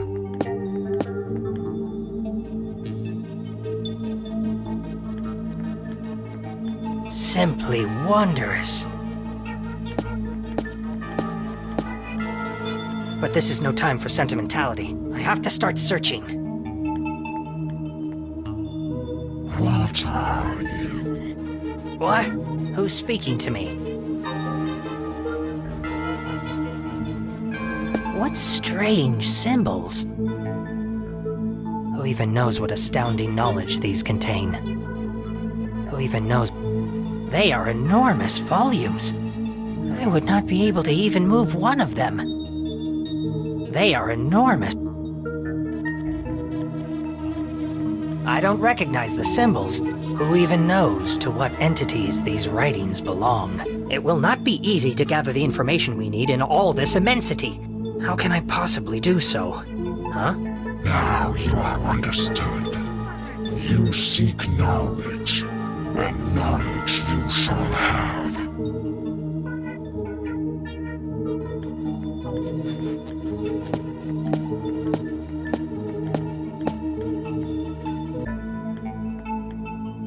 I'm blocked off here. What a view. This is not the first time I've been here, yet every time I see no known constellations. Perhaps I'm very far away in space, or perhaps even in time. Time. Define this unknown word, creature. A concept that we humans use to explain the sequential unfolding of events. For example, between birth and death, a series of changes and circumstances occur that we identify as time. Death. For us beings of Earth, life is limited. It has a beginning and, after a certain time, an end. Peculiar creatures of insignificant impact on the order of things. Searching the archives. Now it has been found. And the reason for your coming is known. Continue.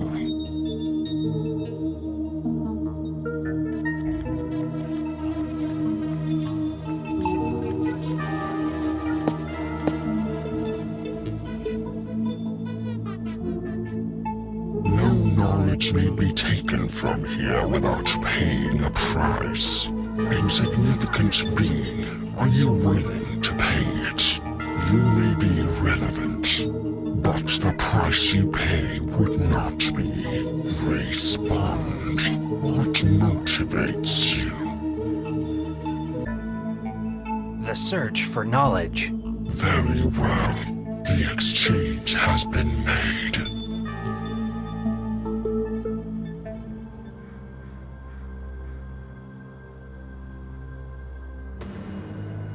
Where am I?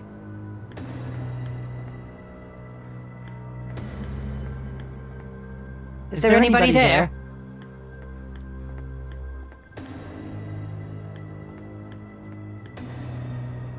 It seems there is no possible exit from this place.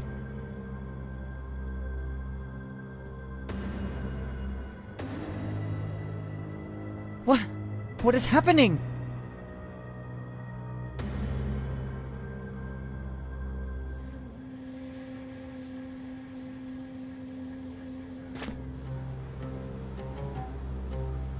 You there!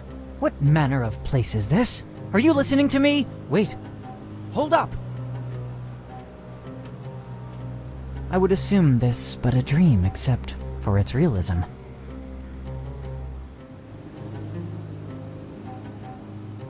Who could this person be?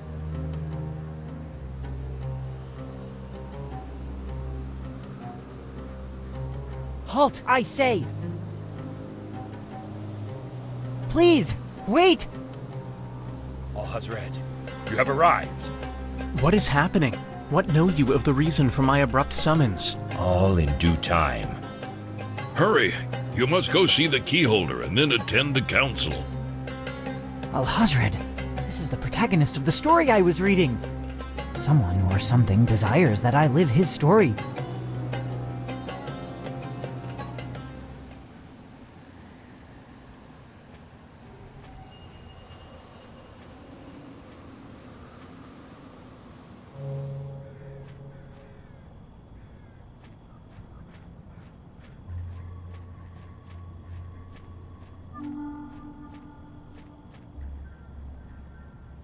Has the day I become one of the keepers finally arrived? Father, wherever you are, may you be proud of me.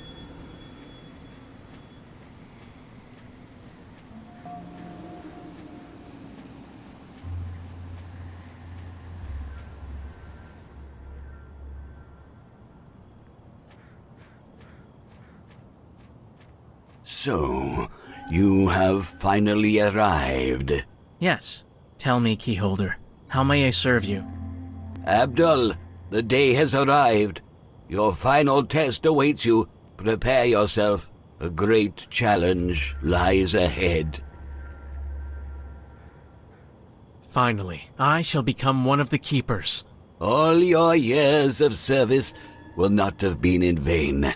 Yes, I was but a child when my mother brought me to this place. That day is one of my fondest memories. You were a child full of vigor and life. You have always performed with excellence. Much gratitude, Keyholder. You are to me as the father I never knew. Go now, my son. They are awaiting you. Can you provide any insight into what lies ahead for me? That would violate the unbreakable laws of the Keepers. As much as I love you, I am forbidden to give you any assistance. I shall go then. Until later, Keyholder. My son, I am so sorry, but the grand plan takes precedence over all else.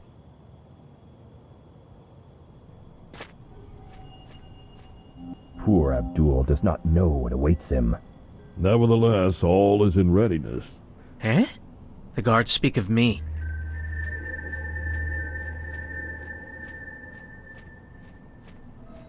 The sacrifice is already incarcerated in the dungeons. Good. Although I'm quite relieved I do not have to attend. What are they talking about? Sacrifice? Dungeons? What on earth is going on here?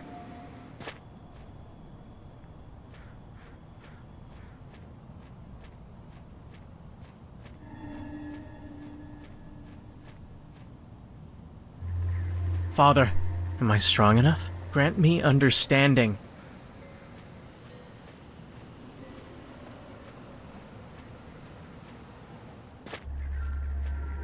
Mother!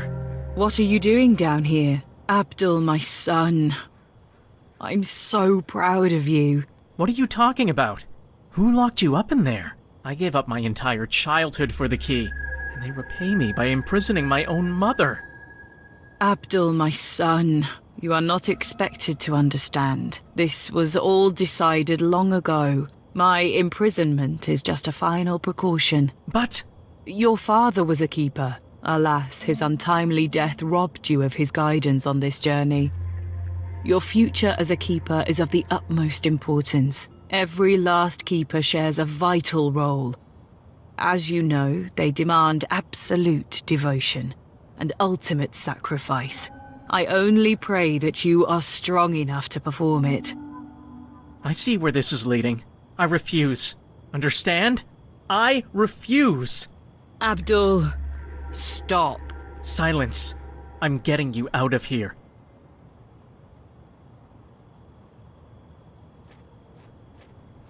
An empty cell. Most likely due to the fact that one of the bars seems loose. Maybe it will come in handy.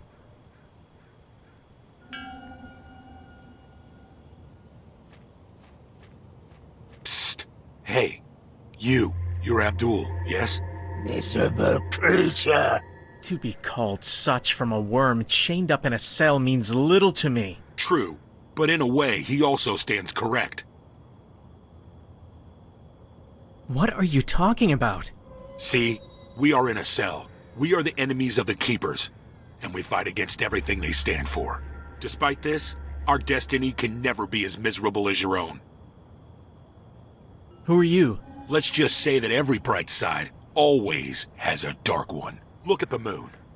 It always presents to us one face, but we know that the other is still there, plunged into darkness. This is as irrefutable a fact as any dogma. The light shines equally, in full or as half, or even as a mere slice. You'll see what I mean tonight. We prefer to side with those who are without ambiguity.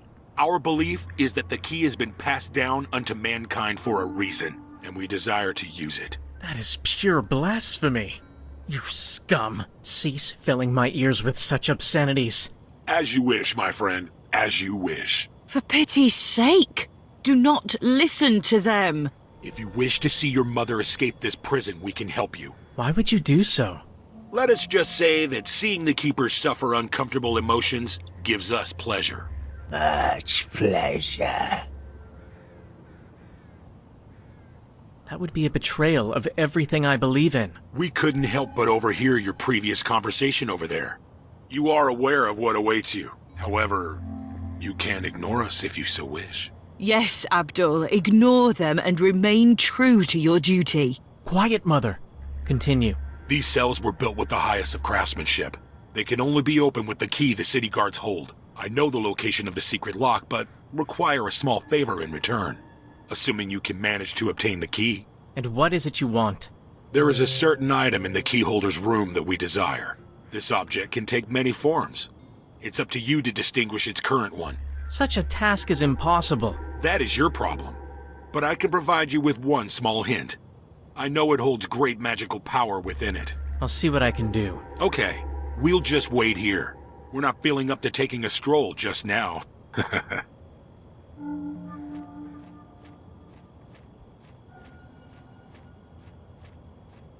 Mother, I shall be right back. Abdul, no.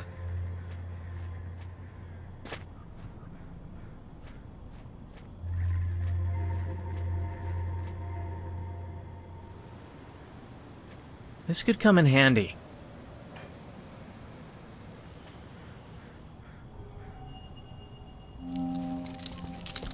They fit together. Fortune smiles upon me.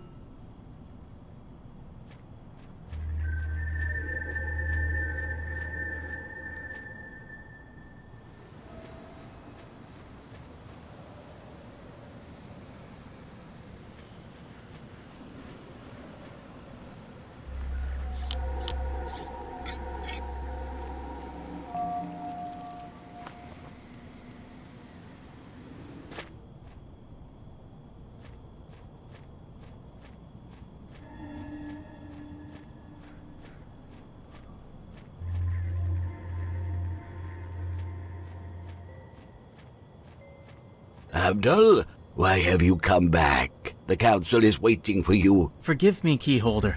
I was wondering if I could borrow an artifact of yours, one I became aware of through my studies. One with a singular magical power I desire to study fully before my test begins. Abdul, I know that of which you speak. It lies right before your eyes. Anyone other than a keeper would have great difficulty recognizing it. Your father could have done so. Really? My father? Your father was the most faithful of the keepers. Endowed was he with great power and dedication. I cannot fathom why you desire that particular item. Regardless, I will not stop you from taking it. One must be the master of one's own destiny.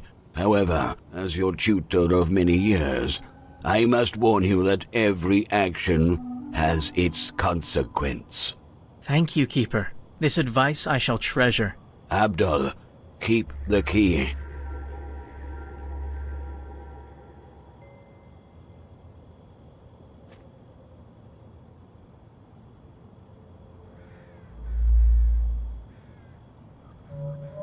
The pendant grows hotter and hotter. This must be the artifact I'm after. I believe I was able to identify the artifact. Excellent, Abdul. You sensed the power in the relic your father passed down to you. You may keep the lamp for as long as you need it. May you use it wisely. Of course, Keyholder. I shall return it as soon as possible. We shall meet again soon, before the rest of the council meeting. Delay no further, Abdul.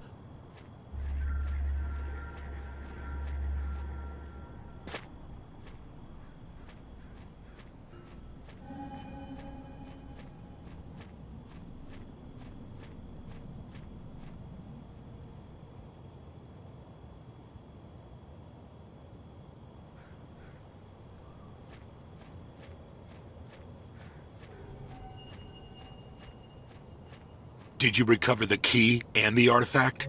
Yes, I have them both right here. Tell me where the hidden lock is. First, the artifact. What need would you have for a lamp in a cell? That is none of your concern. Do you not wish to see your mother go free? Give us the damn lamp! Here it is, but no tricks now. Excellent. Where's the lock? You will find a small crack in the column to your left. Fare thee well, fool. What? Curse you! Now, I have to get my mother out of here.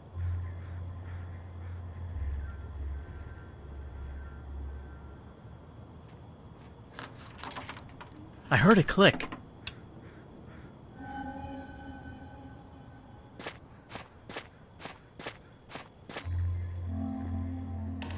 Quickly!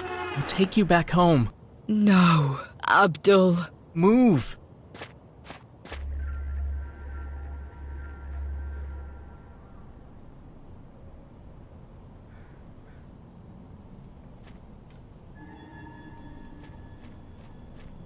We're trapped. Abdul, yield now and come with us.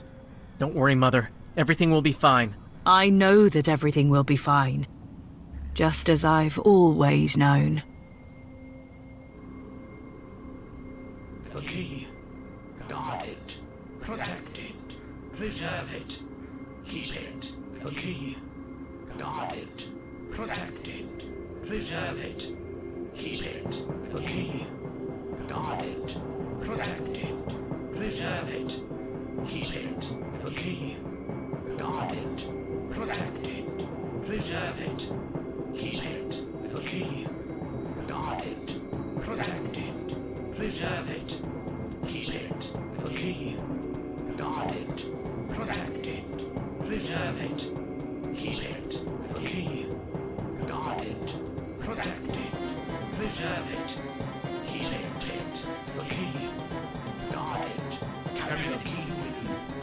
The key. Abandon all you know before. Your destiny.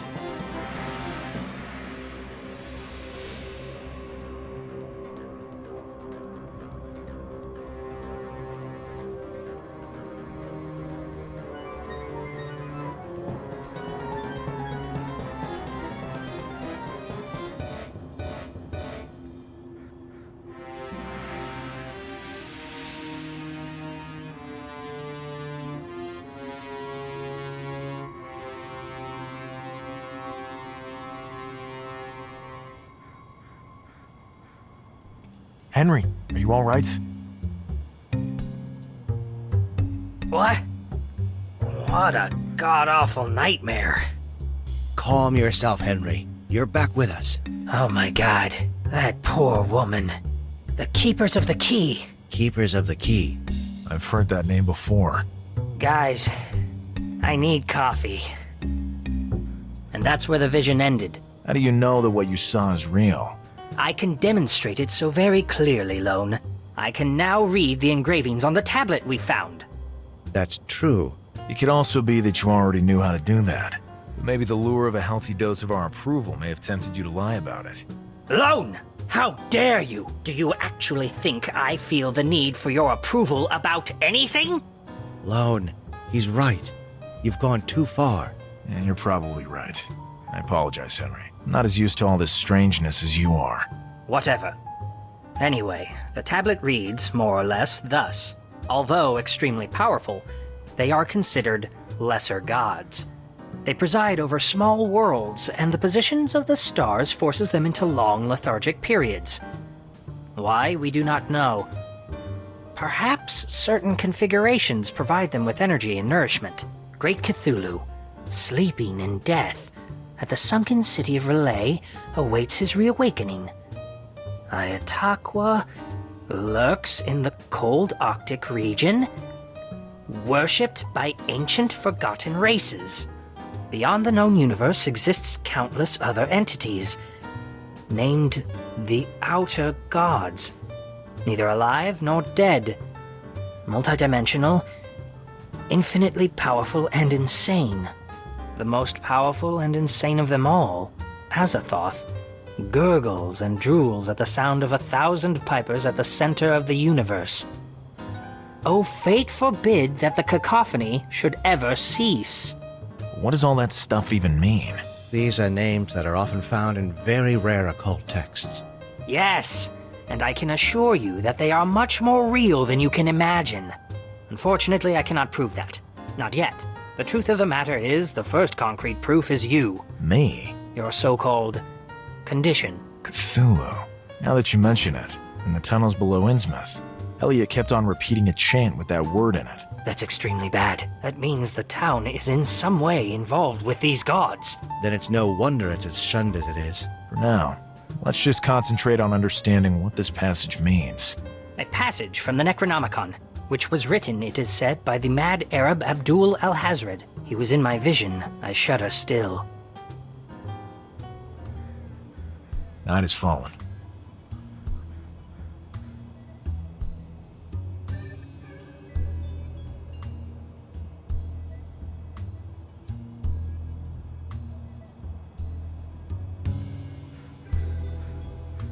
Lone! What is it, Mickey? I waited for you to show up. Some kid left something for you. He said it was urgent. A compass. A strange compass that does not point north. Did he say anything else? No, Lone. Nothing at all. Thanks a bunch, Mickey. Do you have anything, perchance, that might light our way? Sure. I have a lantern. I'll buy it. It's $2.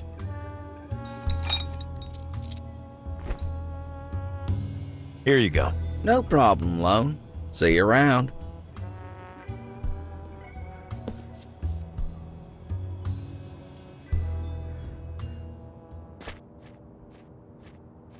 Listen, this could be extremely dangerous, but it seems that hurting me could be extremely difficult. Wait here for me. But Lone... There shall be no further discussion about this, William. This is my problem, and mine alone to deal with. I don't want you risking anything more than you need to. I'll keep you informed on everything that happens. If that's the way you want it, Lone. It's not the way I choose, but the decision is yours. Perfect. See you later.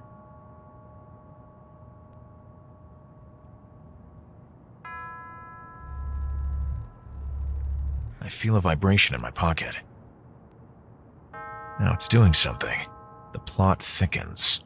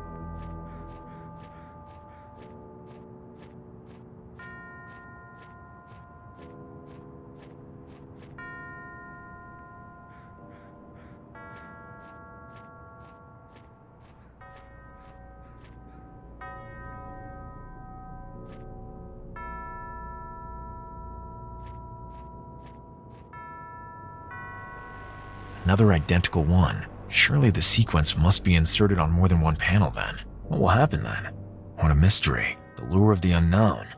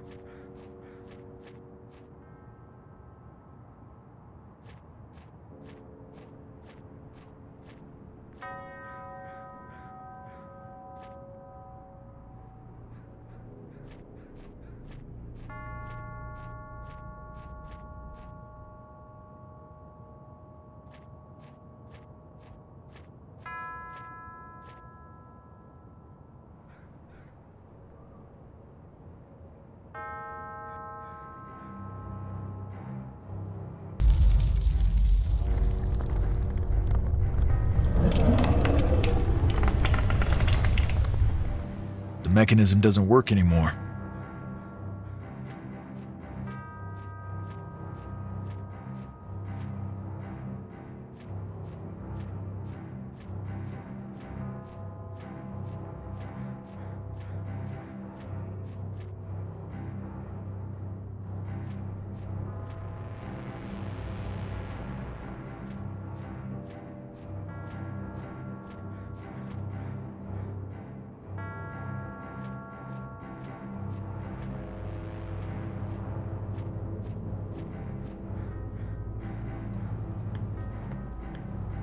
Well, all this grandeur is most unexpected. Does the cemetery's renovation have anything to do with that? The trail of blood leads through that door.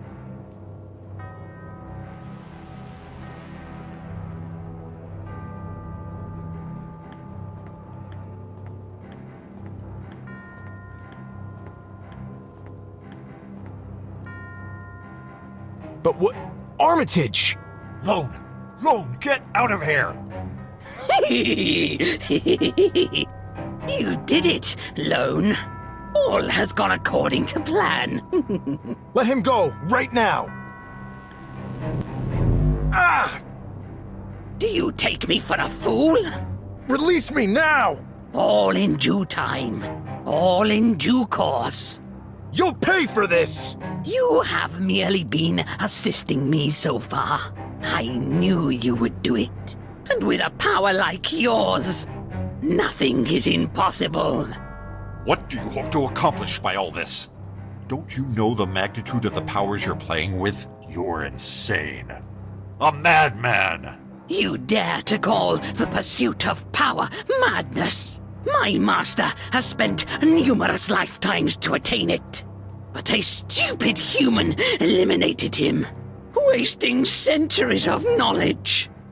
But now, all that shall be undone. Oh, finally, you are here. What are you up to? Deliver your prisoner up onto us. Your work here is done. Who are you? Did you really think I believed your promises? The power incarnated in that mere mortal will bring my master back to life. Together, we will dominate your swarms of insignificant insects. Even Father Dagon will bow to our will.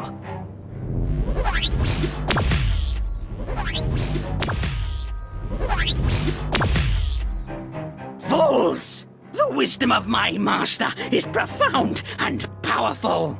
You cannot pass. What are you doing? Halt! Leave him alone! Damn! Stop, you lunatic! What do you think you're doing? This is not a power you can hope to control! Let's find out. Katla, Besha, Katla, La. Oh! Please just... Iklaktan! Stop, you lunatic!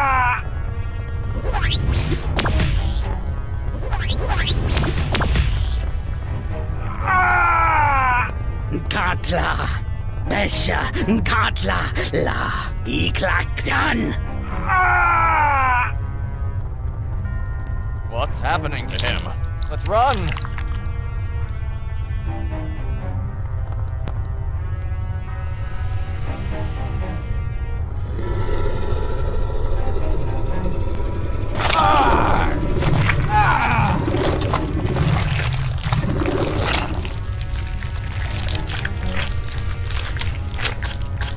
He lost his senses, his mind hazy. The pain was unbearable, but now he was finally better. Strangely better, like a hungry wolf now satiated. He could rest. Lone! Lone, wake up! Lone, are you back with us? Yeah. Is Armitage? He's doing okay. He's just unconscious. What happened here? We might have some ideas about that, but just focus on pulling yourself together for now. My men will transport you and Armitage to a safe place. It's all so muddled in my head. Did I reduce those men to that state of carnage? Sure, they were a threat to us, but that gruesome scene will scar my mind forever. Luckily, we managed to save Armitage. 3 days had passed, and I felt much better. We have to meet up at Miskatonic University and take stock of the situation, given all that's happened. Ephraim, Upton, that horrible monster. Once again, the meaning of all this escapes me. I awoke splayed out and chained down. It's absurd to even suggest that this was all planned from the start. Not as absurd as you'd think if the dissidents are behind all this. Hold on. Who are they? And for that matter, who are you? I'd also like to know who that madman in the catacombs was. The spell he unleashed was beyond any known power. Yep. I can answer the latter with ease. He was a servant of the ancient and most powerful sorcerer, Ephraim Waite. He wanted to bring his master back to life using loan, or rather, the creature bound to loan by symbiosis, as a catalyst. Is that even possible? I mean, bringing the dead back to life? Under normal circumstances, no. But with Ephraim's knowledge, and given Loan's condition, we believe it is at least plausible. We may never know for sure. You knew all this and still sent us straight into the lion's den? That's right. And I apologize for that. But there was something we needed to verify. We would never have allowed anything to happen to you. Yeah, right. I don't trust you an inch. Gentlemen, please calm down. Their methods may be questionable, but I do not doubt their commitment to the cause. What cause? What are you talking about? Armitage, you can't mean that. All in due time. Time that we cannot afford to spare right now. Lone, you are in danger. They know of your mutation, of your condition unique in all of history. They will hunt you down. I was there all alone in the caves under Innsmouth. Yet, it seems my situation is public knowledge. Unless... Elliot. Suffice it to say that we knew of you well before Armitage contacted us. We had thought to simply eliminate you, but our superiors decided otherwise. Thanks a bunch for letting me live. Besides, after having now just seen you in action, that may have been a more troublesome operation than we expected. Stop right there. We don't kill people. We are the good guys. Armitage, I must disagree with you on that. We do what is necessary to preserve the human race. Individual lives, or even dozens, have no meaning to us. The important thing is the grand plan. And this is the very reason why you were never considered for recruitment. We have no use for your morals. We're dealing with forces that act under different motivations, as you may have already noticed. Ignoring all moral standards makes us no better than them. I agree. Enough of all this. Armitage, tell them everything.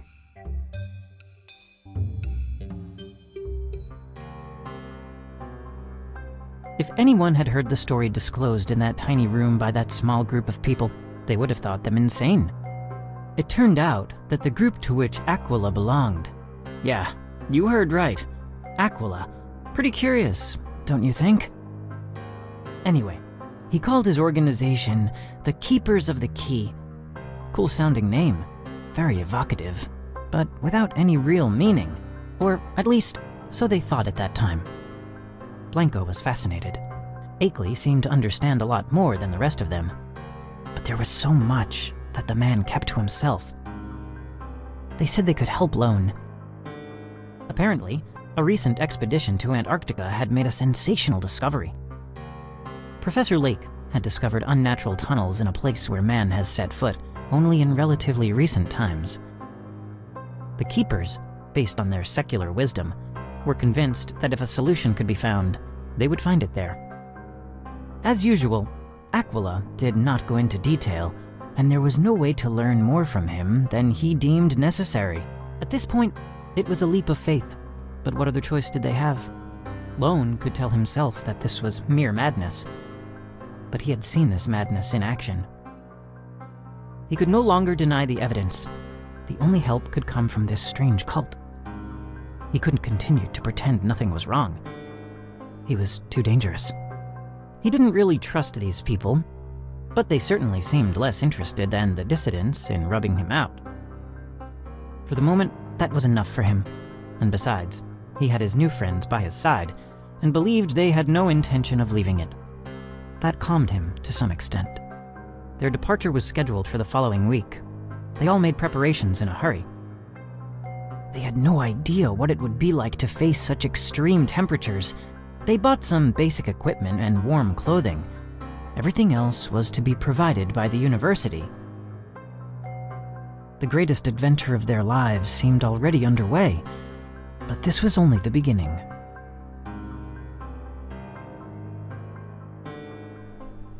Good morning, Lone. And to you, William. And you, Henry. Please let me introduce you around.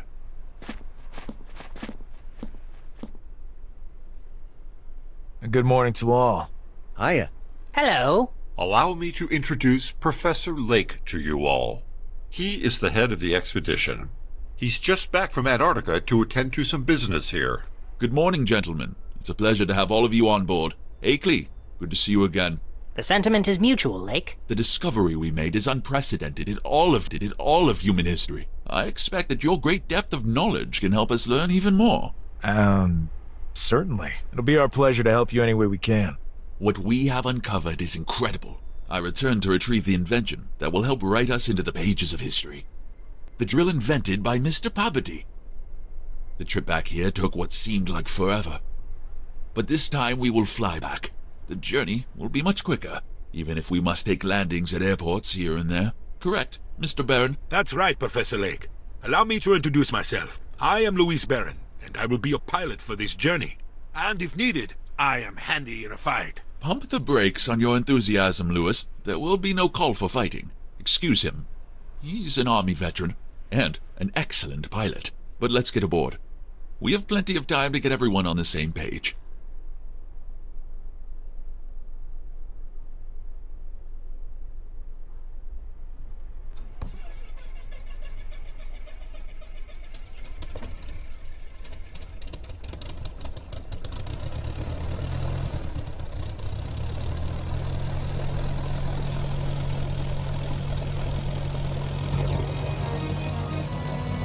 They left Arkham on October 2nd. They made a stopover in Honduras, and from there, the crossing of the Pacific began. They replenished their food and fuel supplies in Tasmania. The Antarctic Ocean was waiting for them, and a chill ran down their spines when they spotted the high slopes that crowned the McMurdo Sound.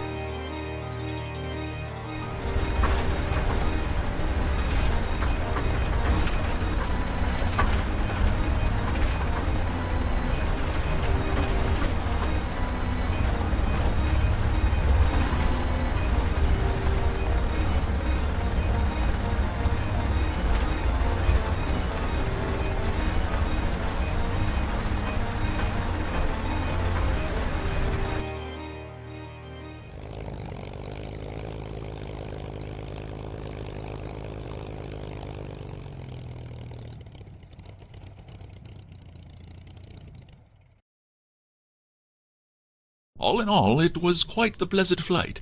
Allow me to introduce you to my student and dear friend Danforth. A pleasure to meet you. Consider me completely at your disposal. Nice to meet you, Danforth. Let me introduce you to my friends, William Blanco and Henry Ackley. It's a pleasure to meet you, Danforth. We have met before. Welcome, Professor. Forgive me if I seem a tad brusque. There's something I need to discuss with the Professor. Speak then, Danforth. You know how I hate subterfuge. As you wish. Do you remember the two men who fell sick just before he left the site, after the discovery of the entrance into the mountainside? Yes, of course I remember them. They're dead. Dead? Yes, Professor. The worst thing is that we can't figure out their exact cause of death, which is why the bodies have not yet been sent home. We fear a possible contagion getting out. Well, that's a very unpleasant situation, to say the least. Gentlemen, feel free to wander around the camp at will.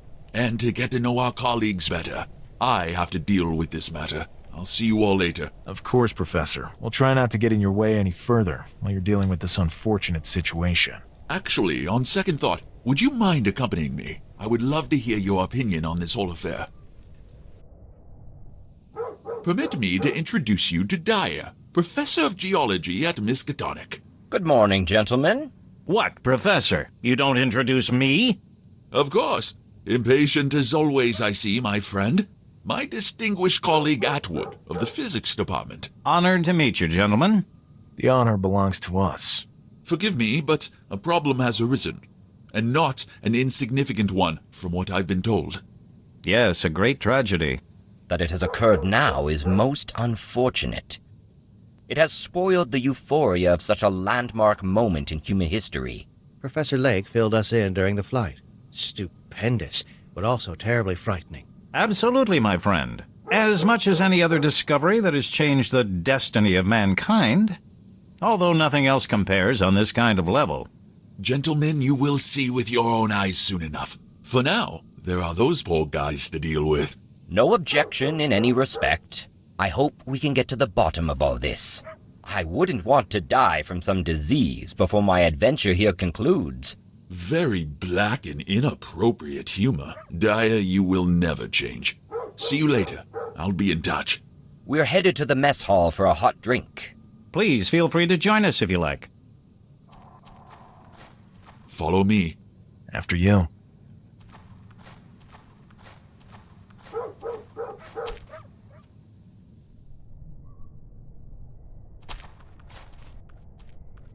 Good morning, Professor. Good morning, gentlemen. Good morning, Doctor. This should be the infirmary, or rather, the morgue, it seems. Lone? Good one. I like people with a sense of humor. A rare thing to find in such remote wastelands as these. It's nice just to see some new faces, too. Did you just now arrive? That's right. Name's Lon Carter, private investigator. We're here at the express request of the professor. There are matters here that require our services. You've come at a terrible time for us. It seems that way. Bring us up to speed, Doctor. These two gentlemen passed without any known cause. I can't imagine any valid reason for them to have died. Can we help out somehow? As far as I know, we won't be departing immediately. It takes at least a day for such preparations to be made. If Lake doesn't mind, you're more than welcome. But I don't imagine you have any medical expertise. They don't. But I could probably help you. Henry? Is that really you? Apparently. Okay. Let's get to work. But are you all right? Better than you could ever expect. Gentlemen, I'll be with you as soon as I'm done here. Doctor, could you join me briefly in my tent to fill in some final details so we can get the bodies back to their families? Of course. After you. We take our leave, gentlemen. Let us know if you find anything further. You too, gentlemen. Leave me alone for a while. I must focus. And if they have not found any apparent cause of death, I'm sure I can figure out why not. Be that as it may, Henry. This is not what we're here for. Don't spend too much time on this. See you later, Henry.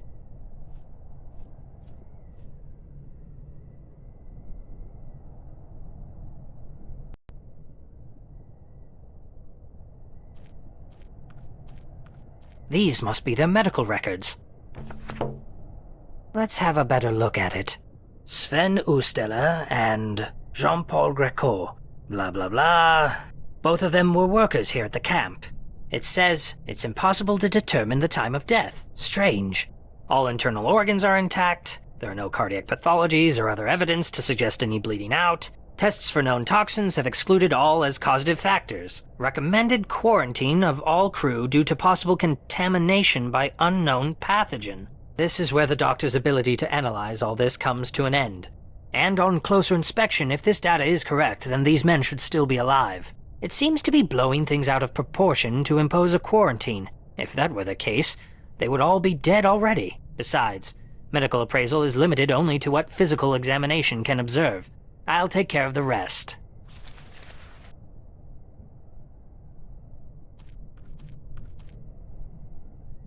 He appears to almost be alive. It sends a shiver down my spine. Okay, buddy. I'll try not to bother you too much. Please don't wake up on me. There's a marking here that looks like a mole. There's something strange about it. I wonder if Sven has one as well. The eyes of a corpse are one of the few things that still sends a shiver down my spine, which seems absurd given all I've witnessed. The flesh still has a semblance of life.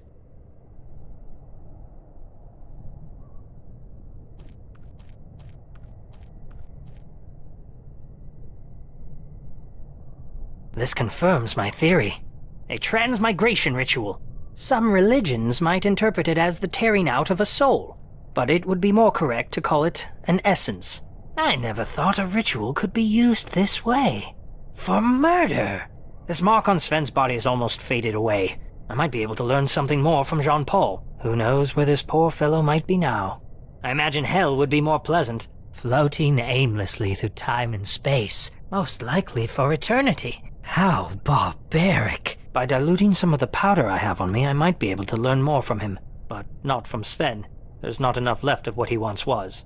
His essence could be anywhere by now, in any place or dimension.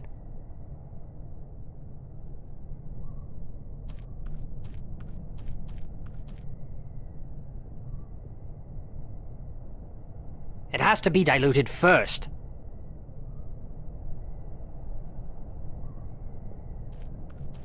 I don't need that. They look like physiological solutions. I don't need that. Some medicinal diluent. There is just what I need. Some diluent.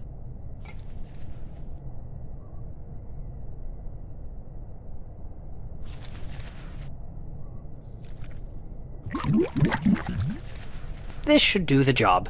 Perfect.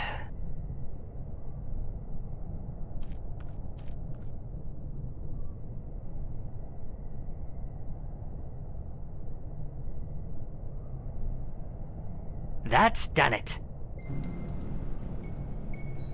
Where am I?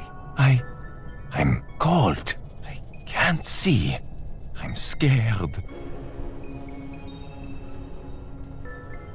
Calm down. This will all be over soon. What will be over soon? What's happening to me?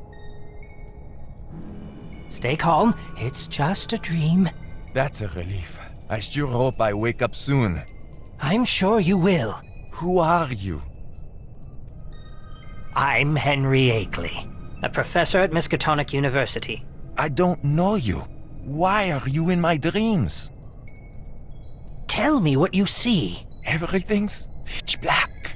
I can't see anything. My legs, my arms. I can't feel anything. What happened to you? I don't know. I was in my quarters. I must have fallen asleep. Jean-Paul, was there anyone who wished you harm? Anyone who bore a grudge against you? No. I may not exactly have led a blameless life, but the people I know have always been fond of me. What a strange question to be asked in a dream. Jean-Paul, I cannot continue lying to you. I'm very sorry to have to tell you this, but you're dead. Somebody murdered you and your friend Sven. Dead? I thought this felt too strange to be a mere dream. Sadly, there is nothing I can do to fix this. But I can help you take revenge on the culprit. A small consolation, but at least it's something. Small indeed. God knows how poor Mary would take the news. I have not been the best of husbands. If you could maybe tell her sorry from me? Of course. I will do that. I still can't imagine who would want us dead. Unless, could it have been because of that thing? Anything you can tell us could prove vital. It's something Sven and I found. What? What is that thing? Jean-Paul, stay with me! Help! Oh my god! Jean-Paul, calm down. Oh my god! Oh! Jean-Paul? Jean-Paul! He's gone. Poor soul. But we'll find that bastard for you. That's a promise. I must inform the others immediately.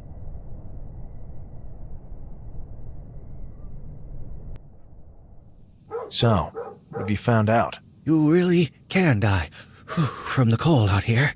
As I expected. No need to go into great detail. They seem to have found some artifact, but I lost connection before I could find out what it is. Excuse me, Henry, but how do you know they found something? What the hell were you up to in there? Yep. Gentlemen, they were killed by ritual magic. Extremely cruel ritual magic. I'm quite familiar with such things, as you probably know by now. I had no idea such things could go this far. When we get back, you and I should have a long chat, if that's all right with you. William, you are still but an infant compared to myself. Are you certain you want to pay the price for such knowledge? Gentlemen, this talk of yours about necromancy is most entertaining, but If there really is a killer on the loose around here, we are all in immediate danger. We must investigate further. Agreed. There'll be time for small talk later. So that we don't appear to be completely insane, we should avoid speaking of how we came to know all this. I can deceive them by telling them it was some kind of poison unknown to modern medicine. The doctor may have objections, but he will believe me in the end. He has followed my studies closely and knows that I don't make idle claims. We should avoid mentioning that they found something, at least until hard evidence comes to light. They would question how we knew all this. That goes without saying.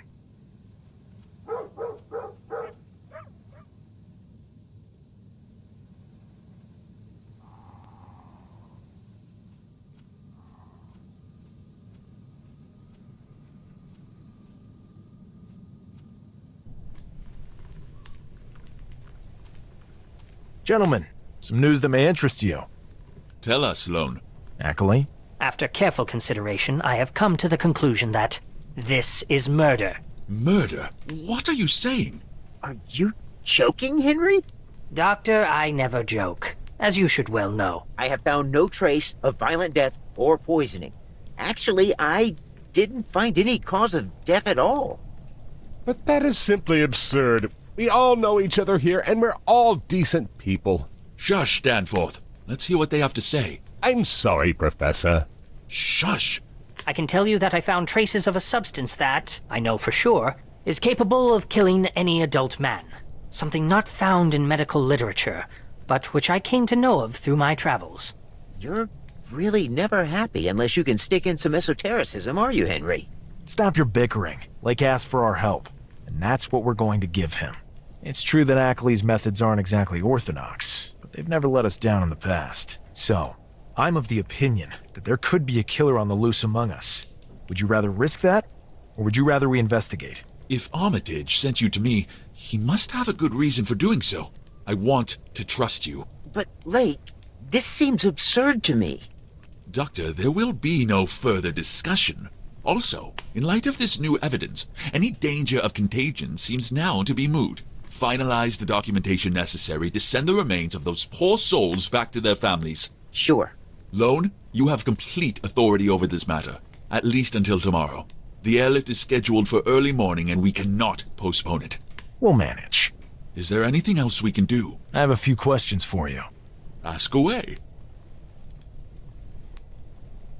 How well did you know Sven? Not very well, to tell you the truth. Neither did I. I knew him somewhat. Can you think of any reasons someone would want to hurt him? I can't think of any. He was always nice to everyone. I remember this one time. Danforth, stick to the point. Sorry, Professor. What can you tell me about Jean-Paul? We chatted a few times. A fairly cheerful fellow, perhaps even a bit too much so. But a really good guy. Danforth, how dare you interrupt me? Excuse me, Professor. I thought you were done. I see you've already forgotten the few rudiments of manners I've struggled to impart on you. With that said, I'm done. Can you think of any reasons someone would want to hurt him? May I? Go ahead. If there were women involved, then yes, perhaps. In this wasteland, though, I doubt it. We are without female companionship. He was really nice to everyone. I see. Can you tell us anything more about the expedition? Nothing I didn't already tell you on the plane. Tomorrow, after the excavation, we will all know much more. Pabady's drill should allow us to extract those ice samples without damaging their contents. They're unbelievable contents. It seems Pabody's drill is a true wonder of technology. The most advanced in the world. Without it, discovery or not, we all may as well have just headed straight back home. It can drill more accurately and deeper than any other. Danforth, where were you at the time of the murder? Surely in my quarters. Am I a suspect? Nobody is a suspect. We just have to question everyone who was here at the time of the murder. I'm still not convinced it was even a murder. Fortunately, we have people with us whose job it is to figure such matters out. Yes, Professor, of course. Tell me about Atwood and Dyer. What can I tell you, Lone? They are both luminaries in their field, and I am fortunate to have them here with me. I am quite certain they are above suspicion. I would wager good money on that, actually. What do we know about Baron? A rough guy, very macho, but he was not here at the time of the incident. He was busy piloting the very aircraft you were on. Good point, Lake. Doctor, where were you when the bodies were discovered? I was in the infirmary, as always. I was catching up on some paperwork at the time. Can anyone confirm this? People stop by the infirmary all the time for one reason or another. I think pretty much anyone in the camp can vouch for me. I can confirm that. I went by the infirmary around that time. Good. See you later. Whenever you need us, we'll be right here for you.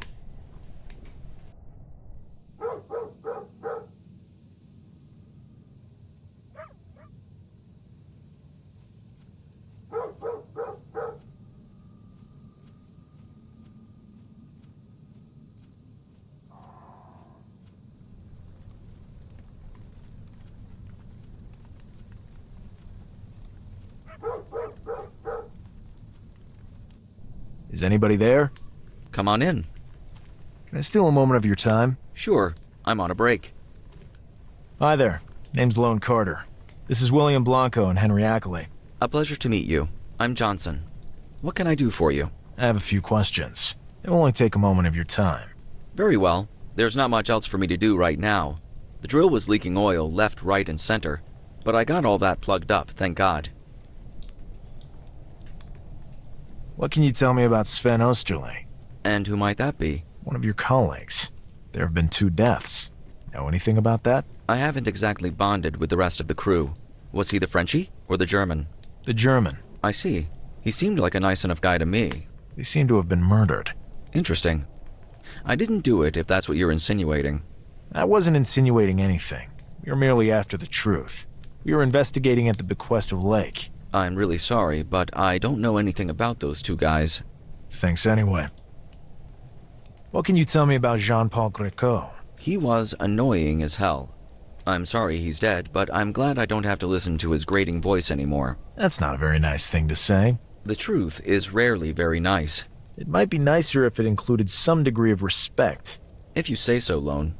Thanks anyway. What can you tell me about this groundbreaking discovery? Nothing. This is just another job for me. I can work and get some peace. For the most part, at least.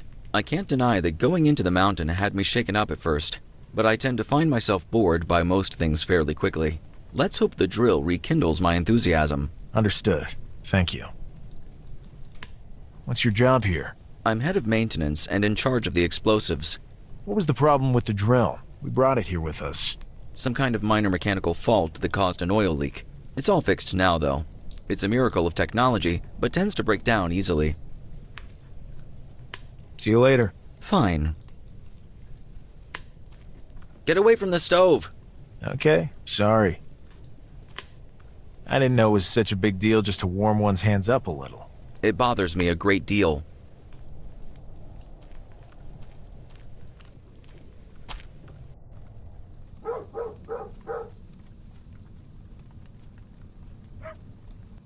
Is anybody there?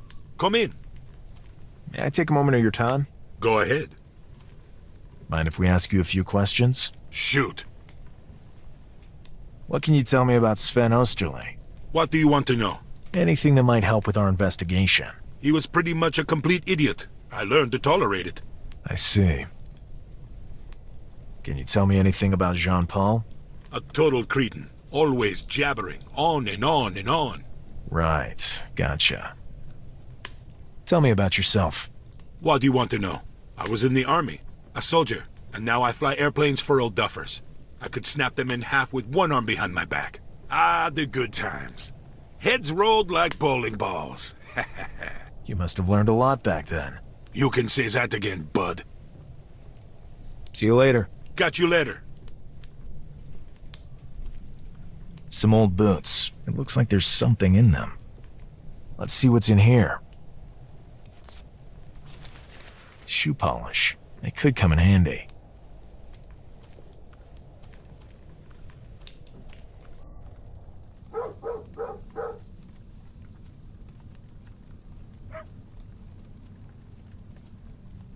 The drill we brought with us. I've heard that it's the cutting edge of technology. Can Can I speak with you for just a moment? Sure. Go ahead. Name's Lone Carter. I'm investigating the death of your colleagues at Lake's request. Nice to meet you. I'm Monroe. Feeling a bit cold? Yeah. I'm trying to warm up a little over here.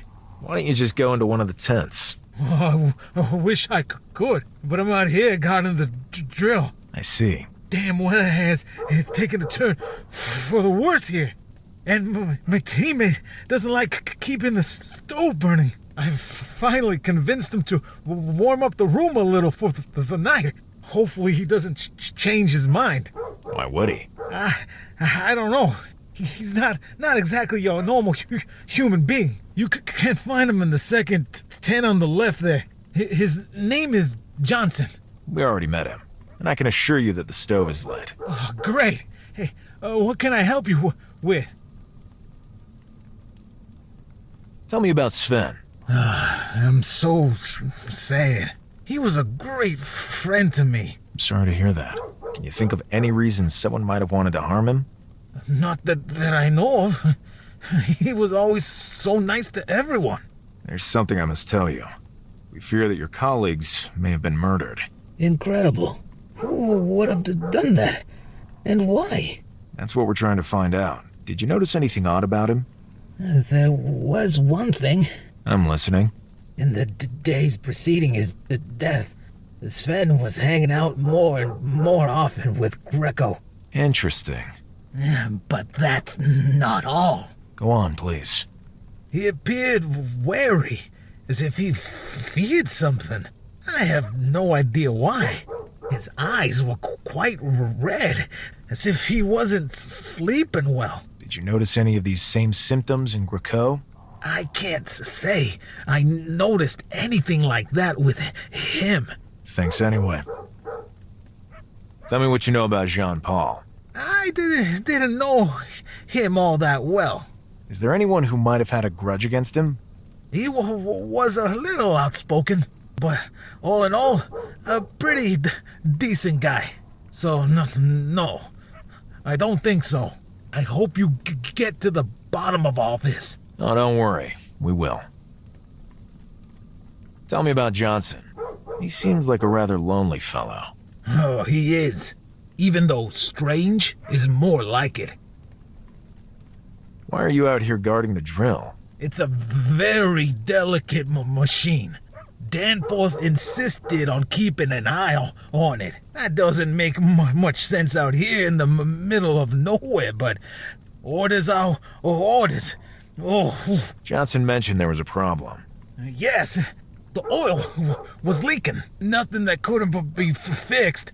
Johnson has already taken care of that. Is there anything you can tell us about the expedition? Not much. We're just mechanics. You should talk to the brains of the operation. They are over there, in the mess hall, as we speak. See you later.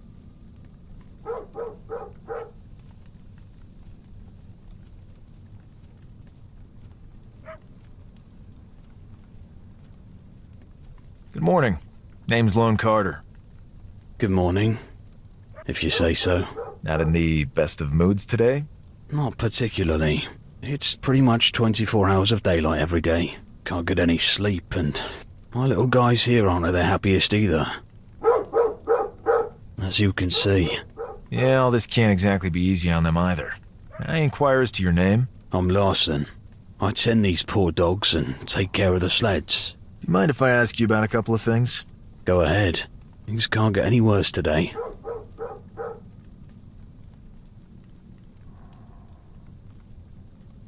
What can you tell me about Sven Osterley? Are you trying to make me cry, Lone? That's not my intention. I'm just after any information you might have. Honestly, I don't want to talk about it. I'm depressed enough already. If you don't want to, you don't have to. I'd rather not, if it's all the same to you. Thanks all the same. Do you know Johnson well? Well, just barely. He ain't exactly the most open person I ever met. I think he may have fallen into depression, even more so than me. I see. Tell me about this expedition. The pay is good, but it's rough on the dogs. Hear that? They are not happy, and neither am I. Doesn't the discovery excite you at all? The remnants of a pre-human civilization? Not in the slightest. The few things I thought I knew for sure are gone, and now I feel even more insignificant. I see. What can you tell me about Dyer and Atwood? They mostly keep to themselves, but seem like decent enough guys. Very cultured and distinguished. They tend not to mix too much with the likes of us. I wouldn't even know what to talk about with them. The only time they appeared happy was when the discovery was made. They drank and celebrated. They seemed like regular folk then. If only I had studied too. Tell me about Danforth. He's Lake's assistant. He coordinates everything. A decent guy. What can you tell me about the doctor? He's not a head doctor, but I do feel I can talk about my feelings with him. He's very sympathetic. Tell me about Baron. A real reactionary. Stupid as a goat. And always up for a fight. My dogs are far easier to reason with. What can you tell me about Monroe? A great guy. Always does his share of the labour. Always willing to listen to me when life seems meaningless. He's pulled me back from the brink of a breakdown countless times. I owe him more than I can say. Can you tell me anything more about the expedition? I hope it's over soon. I want to go home. See you later. Hopefully. Hi, name's Lone Carter. I'm on duty here. Make it fast. I've got a few questions for you. Ask them when I'm not on duty. Lake has appointed me to investigate the deaths that have occurred here in this camp. I'm sure he did, but I cannot allow anything to distract me from my duty as a guard. Gotcha. I'll just be off then. You cannot go in there! I'd like to have a look around the storage tents. I'm investigating some deaths in the camp, as authorized by Lake. Oh, I'm sure he has. But if any problems crop up later, I'll be the one paying the price. I'll need to see the proper papers before I can let you in. I see.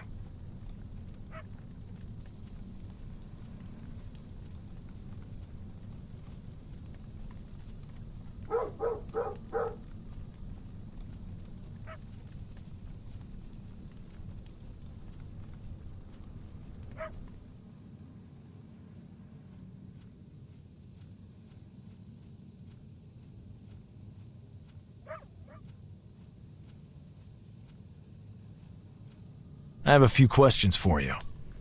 Ask away. We need to take a look in the storage tent, but the guard won't let us pass. He's a somewhat over-enthusiastic type. He asked to see our papers. I can't help you out with this one, Lone. It would take forever to prepare the proper paperwork to grant access to their personal effects. Gentlemen, excuse me for a moment, but I have to confer with Lone in private. Come over here. Use your investigative skills. Come on. Are you giving us carte blanche? I don't know what you're talking about. Do whatever you need to. This discussion never happened. The last thing I need is to get tangled up in some stupid legal mess. All right. See you later. See you later. Whenever you need us.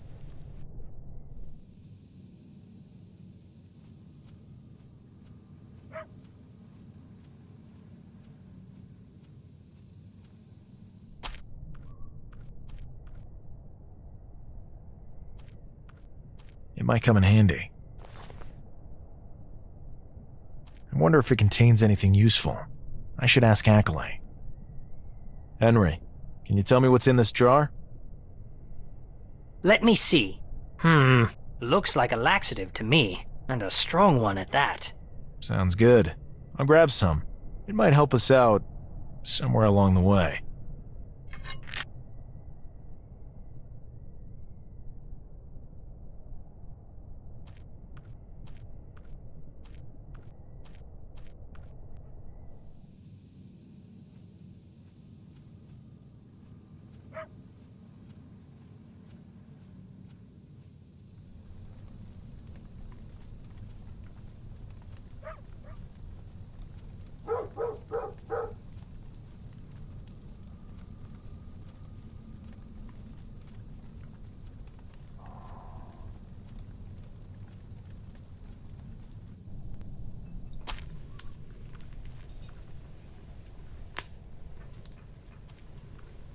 You came after all. Gentlemen, make yourselves at home. Would you like a drink? No thanks. But Lon... William, we have pressing matters at hand. The odds are stacked decidedly against us. We must keep our minds lucid.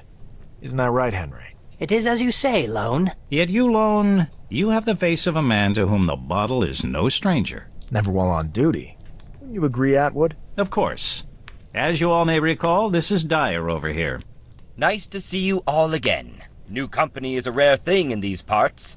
How can we help you? What can you tell me about Sven Osterle? Poor guy. Kept to himself mostly. But when he drank, he became the life of the party. Atwood, remember that stopover we made in Peru? That woman went totally crazy over him. Yeah, poor boy. If I'm not mistaken, he was from Germany originally, but his family had settled in America some time ago. I believe they immigrated shortly before the Great War. Good for them. Things weren't looking good in those parts. And yet, what will his parents think if they're still alive? This I don't know. To escape that hell only to lose their son in this land at the edge of the world. It's part of the game, Atwood. It's a risky business. Of course, but it usually involves death from shipwreck, plane crash, or other work-related hazards. We are actually pretty sure. Dear gentlemen, this is now a case of murder. What? Murder? Are you sure? Ackley? Absolutely certain. This changes everything. Furthermore, the killer is still among us. Could be anyone who was here at the time of the crime. Therefore, only us, Baron, and Professor Lake can be counted out, as we were in Arkham together, along with the crew of the plane. I see. So we are all suspects? We still have no clue as to the identity of the culprit. The investigation is still ongoing. We'll assist you in any way possible, Lone. Absolutely, yes. What can you tell me about Jean-Paul Greco? He was a very nice guy. When taken in small doses. A little too chatty and enthusiastic for my taste. But anyway, he was a good person. Or at least he seemed to me to be. I really didn't have much contact with him. He did his simple job with efficiency, usually teamed up with that other poor guy. I see. Was he married? I remember him saying once that he was. I don't know anything else. Me neither. Thanks. Don't mention it. We are here to help.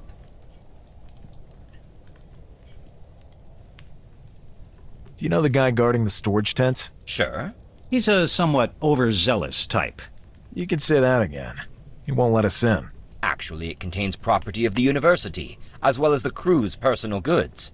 Gentlemen, may I remind you that this is an ongoing investigation and that time is short. Perhaps we can help. Take this flask. It's full of something Paris finds irresistible. Hopefully this will be enough to persuade him.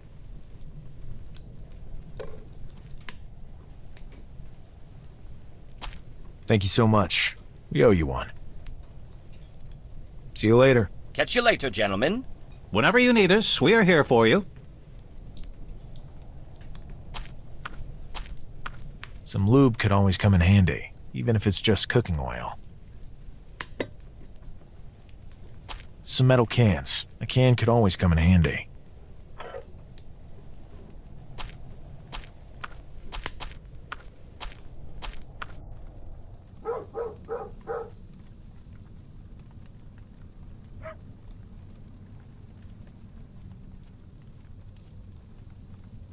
Does this catch your fancy? I hear it's something you're quite fond of. Thanks. I'll gladly take a pull on that. Let me see it then.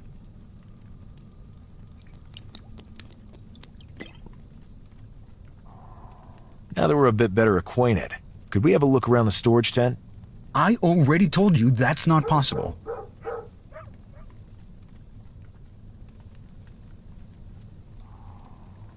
This could just work.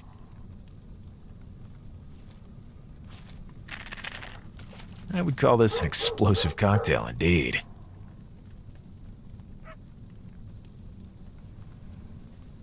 Would you like some more?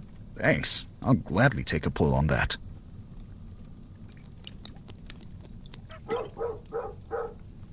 Have a great day. Oh my god! Here it comes. I can't resist! Oh my god! Oh.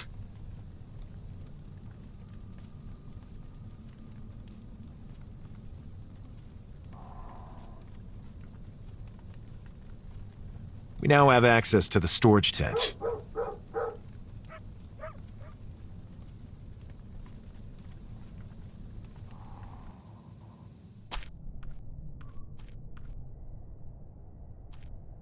It says Jean-Paul Greco on it. It's locked. Danforth is written on it. It says Johnson on it.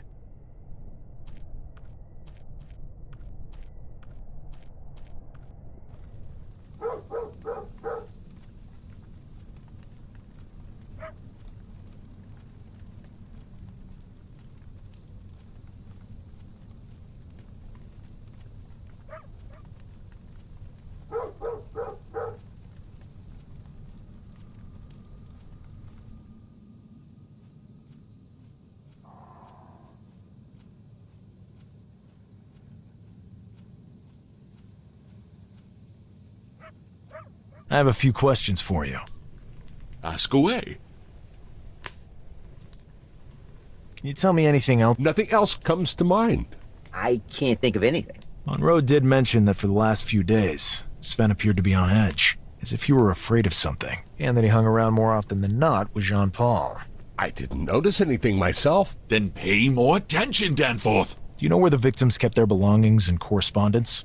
We usually keep such things in our quarters, but we also have trunks kept in storage. Do you have any idea where the victims' correspondence has gone to? We turned up nothing in Sven and Jean-Paul's quarters. The mail goes out once a month. It's usually not sorted until a few days ahead of time, and there are still a few days to go. Thanks for interrupting me, Danforth. Sorry, Professor. Did you find anything unusual among the victims' possessions? Sven's trunk in that storage tent was practically empty. We haven't been able to get Jean-Paul's trunk open.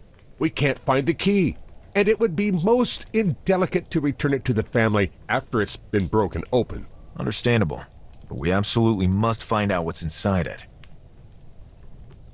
Where were they staying? Danforth? They were in the same tent, along with Baron. Thanks.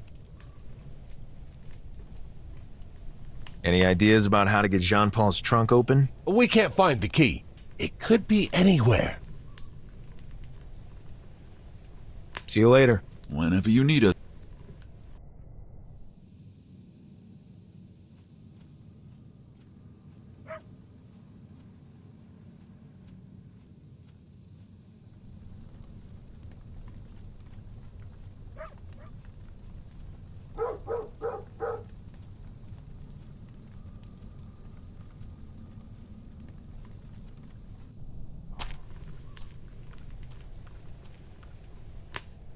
Mind if we ask you a few questions? Shoot. Are these your quarters? Yeah, why? Then this must also have been Sven and Jean-Paul's quarters. Not the best roommates I've ever had, but yeah. Could you tell me where they slept? In the bunk beds to your left. Sven on top, Jean-Paul on the bottom. We're looking for the key to open Jean-Paul's trunk in the storage tent. Do you know anything about that? Check under his mattress. He was always stashing stuff under there. At worst, you might find some decent whiskey. Thank you. See you later. Catch you later. Let's find out if Baron was right. Found anything? Give me a sec. Got something. Bingo. A key. Hopefully it's the one we're after. Now we just have to find a way to get into the storage tent.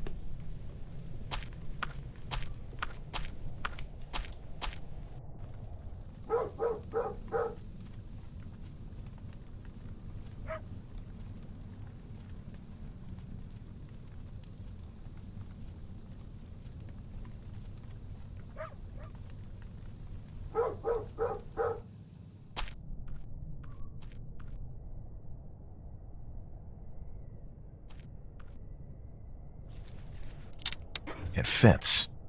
There are random odds and ends inside, and a letter. There's no trace of any sort of valuable artifact, though. A letter? Read it. It might hold some vital clues. Mary, our worries are over. In addition to the lavish paycheck from this expedition, I think I found, during our last outing, an object of immense value. It should make us a lot of money. Tell your brother to get in touch with that certain person. Unfortunately, we will have to share the spoils, but we will worry about that later. Jean-Paul. P.S. I'm a bit worried because that weirdo Johnson, whom I mentioned previously, seems to be breathing down our necks as if he suspects something. I'll just leave the key here. To recap, Jean-Paul and Sven found something. Someone probably saw them taking it.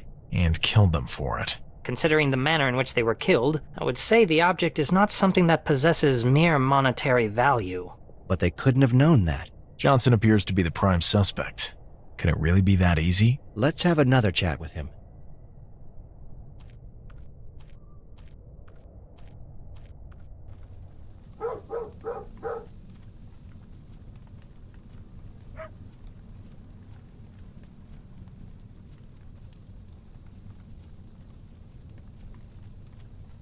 Can I speak with you for just a moment? Sure. Go ahead. We suspect it may have been Johnson who killed Jean-Paul and Sven. Johnson? Yeah, this letter pretty much says it all. Strange. He didn't seem to me to be the murdering type. The strangest thing he has done so far is to go loopy every time someone goes near the stove in his quarters. Could he be hiding something in there? We have to get him out of his quarters then. There's only one thing that would get him out of there. If there was some problem with the drill. Good idea. We'll see what we can do about that. Thanks. See you later.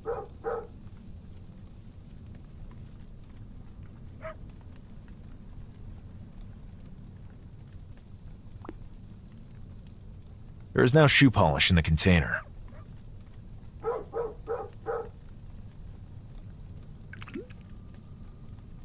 There's now shoe polish mixed with cooking oil in the container.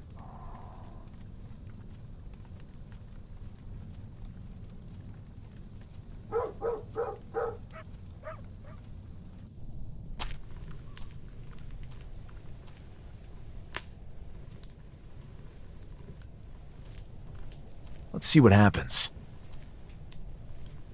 What a stench! What are you doing, Lon? A little experiment. Here. It's turned all black and slimy. Interesting.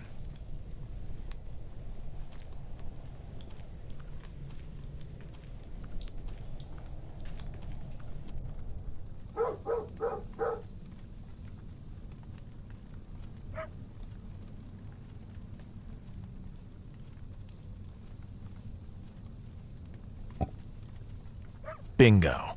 That definitely looks like an oil leak to me.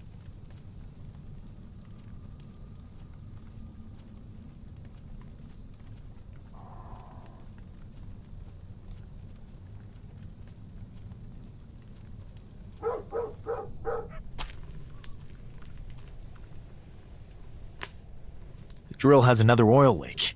That couldn't have happened again. It seems it could. It could. There's black stuff spewing out everywhere.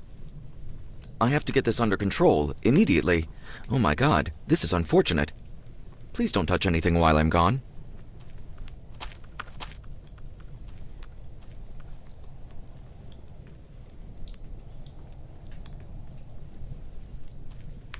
There seems to be something incandescent inside. Let's give this a try. Okay, I've turned it off.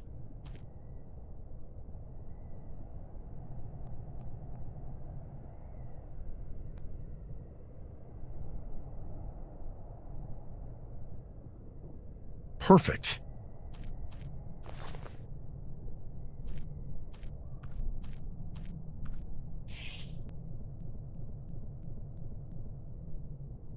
Some time in the snow has cooled it off. Looks like a key. It must be for Johnson's trunk. He's a bit paranoid about it. Which does not bode well. Let's check before the guard returns from his special needs. Come on.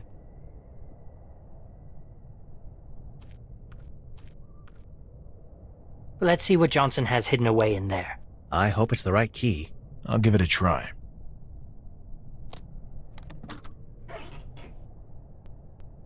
But it's empty. There's nothing in here. Well.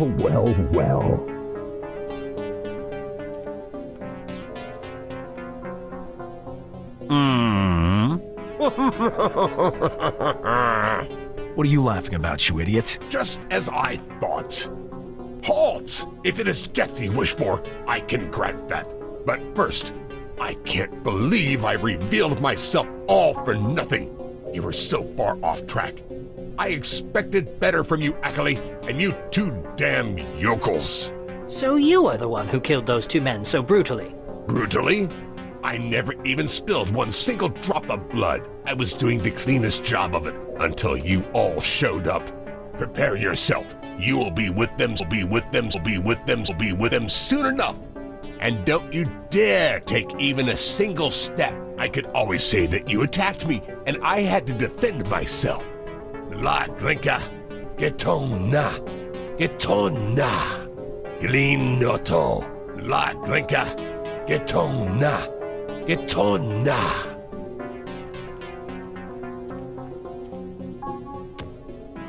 That was close. Oh my God, Johnson. You saved us all. Did you really think the Keepers had no one in place to keep an eye on all this? This explains everything. Why, you were stalking those guys. I was sure they had something to hide. They seemed nervous and furtive. I overheard them arguing inside their tent over an object they found during the last expedition up the mountain. It seems the dissidents got to them before I could. There was nothing I could do to save them. At least now we know who's behind the murders. Let's take all this to Professor Lake. He needs to know the truth. When this scum wakes up, I'll make sure he spills the beans.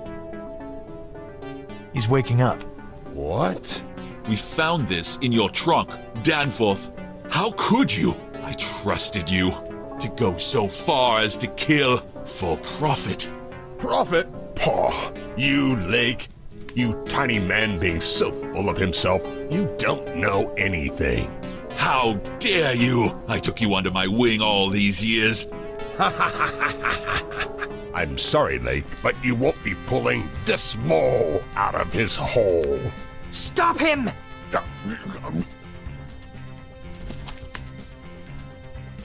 There's nothing we can do. He's dead. But how? They couldn't tell Lake all the details of what had happened. It seemed, as Johnson warned them later, he was with the dissidents. That same group of men who tried to capture Lone in Arkham. The mystery had deepened in its intensity. Not even Johnson could explain their presence there, but everything led to that gigantic mountain and the secrets it contained. Preparations were made as fast as the mood around the camp fell. They departed on the sleds the following day, some of them carrying the drill, the rest bearing a platoon of men. The journey was exhausting. The three men could now nod along whenever the topic of the terrifying Antarctic climate came up. Finally, they arrived at the entrance. They were overwhelmed with amazement. Hewn out of the mountainside was a doorway, not of any natural formation. And yet, the biggest surprise was still waiting for them within.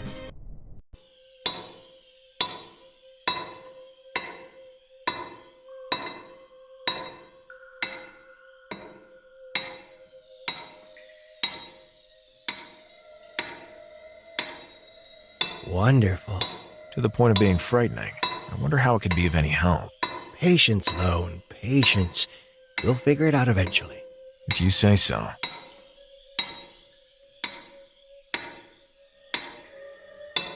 Johnson. Of course, he's dealing with the drill. Nobody would ever imagine what he's hiding.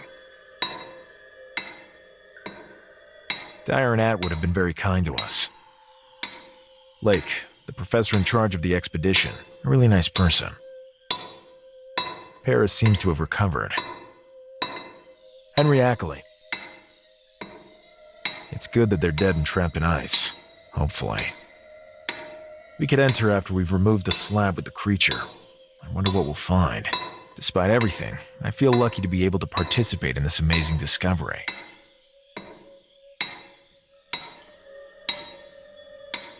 Dyer and Atwood have been very kind to us.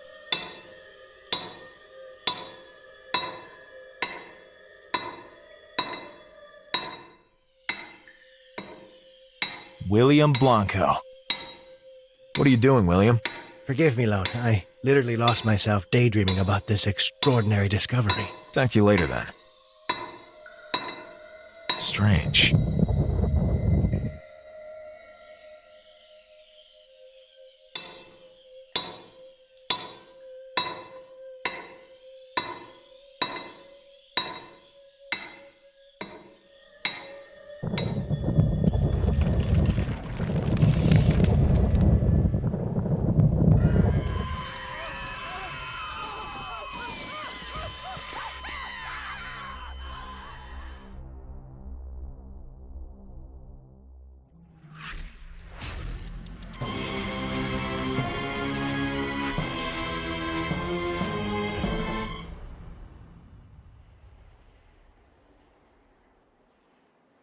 As that creature attacked, as the echo of screams pierced his eardrums, time stopped for Lone. Had he died? He couldn't know that. He felt strangely wonderful. He began to see gigantic, colossal creatures which flailed in suffering as they were violently tormented by a fighting swarm. Where had Lone seen those creatures before? Then came an enormous black sea, dense, alive, gigantic, that consumed what remained of the unfortunate demons. And then he woke up.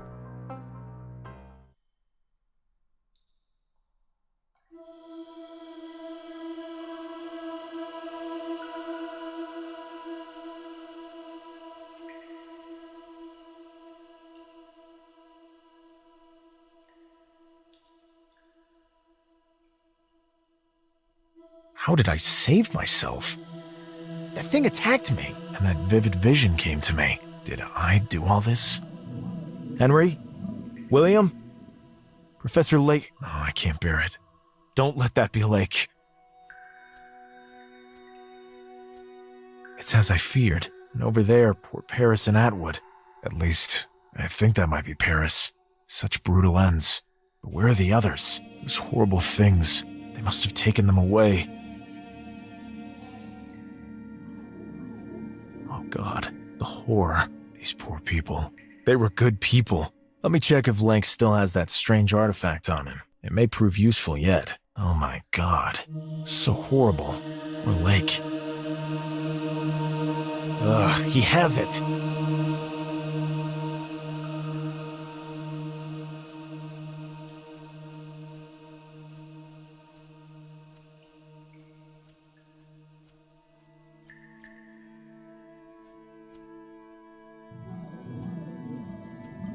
It seems to represent some sort of primordial world. There's no sign of life.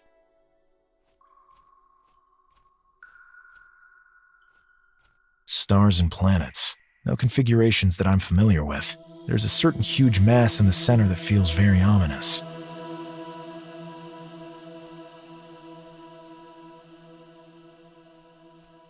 I recognize dinosaurs, but there are infinitely larger figures behind them. Gives me the chills.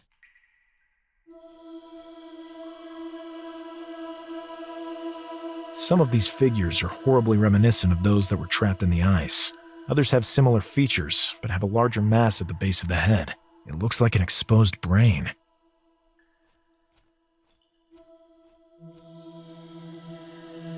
Some kind of battle fought by winged creatures against gigantic beings. Some of these remind me of the image of the tentacular being I have often encountered in my investigations. Ackley said it was known as Cthulhu or something like that. Not all of them are the same size, and one of them seems to dominate the others.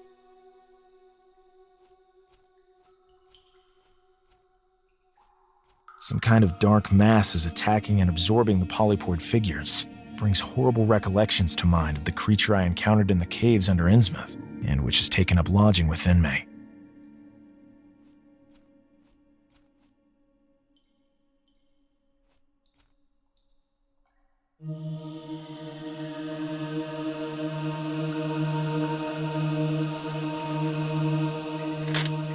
It fits in the keyhole perfectly.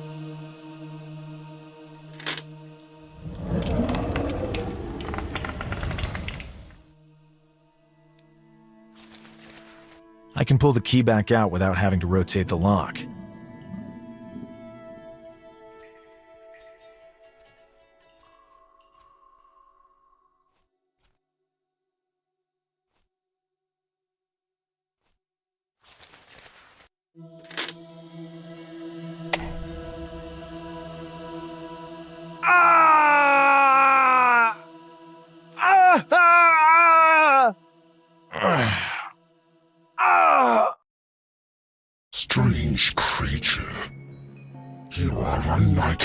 everything we know of.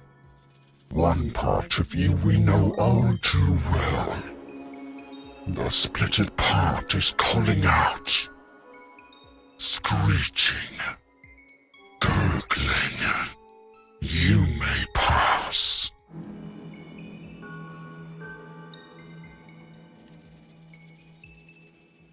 My arm. I have it under control again. There's no time right now to try figuring out the deeper meaning behind all this. If Blanco and Ackley were taken by those things, they might still be alive and in danger.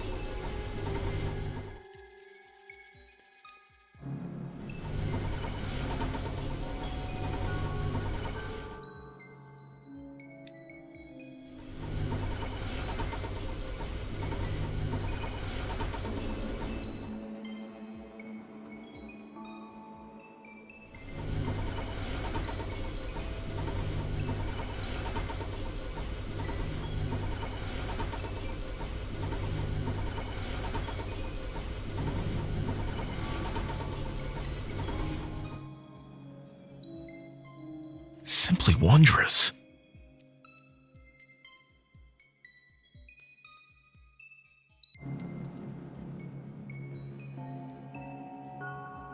Incredible.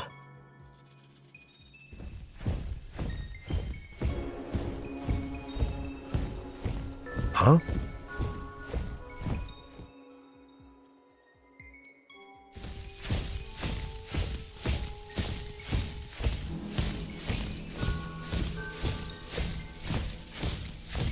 These guys again.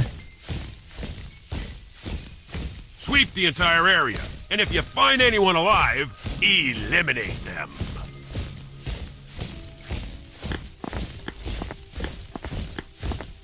False alarm.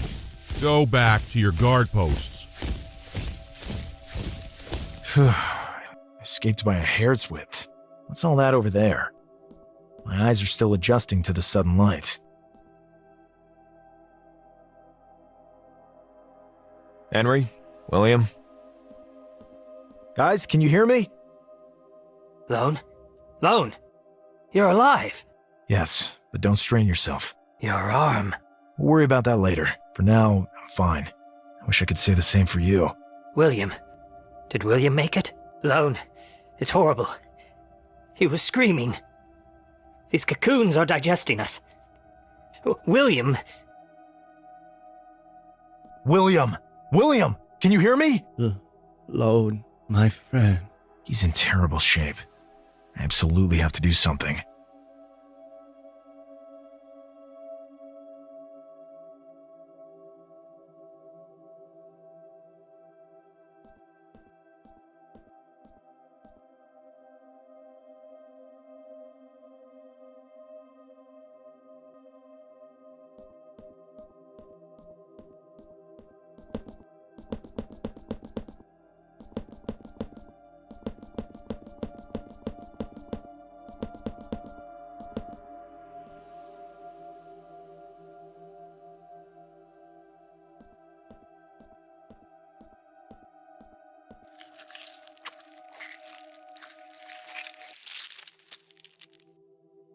When Cathigna shall be aligned, when the great old ones shall reawaken, that day shall be our victory. We shall hear the piping of the pipers, and the insane god at the center of our universe shall swirl, gurgling, for all eternity.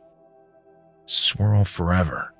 Interesting. I somehow know the symbol's meaning. It's as if I have access to memories that were never mine. Do they come from the creature within me?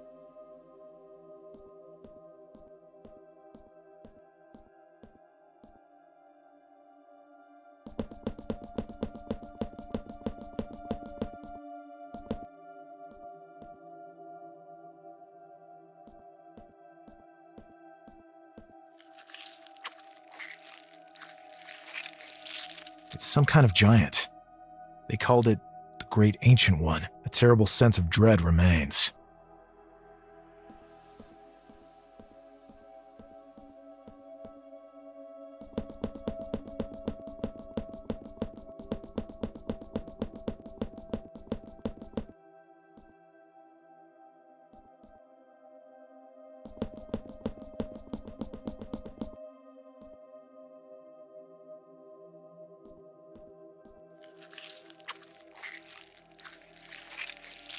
A representation of a weapon. Cathigna. Enormous. Gigantic. I can't continue doing it. I must stay focused.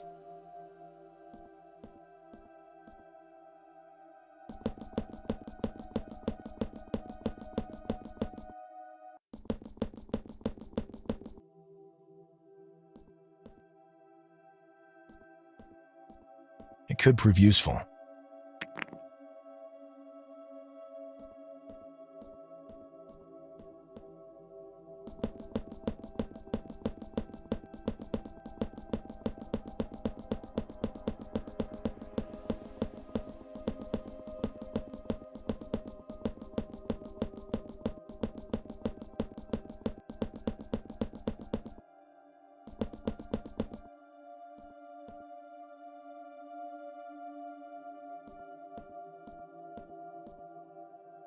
Wait, I'll get you out of this whore.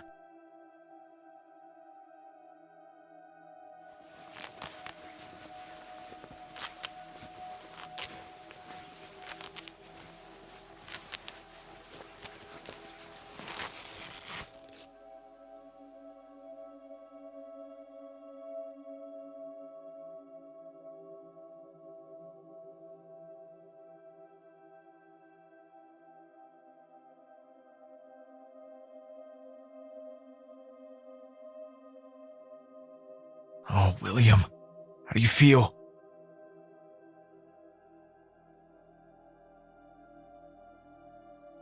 Alone.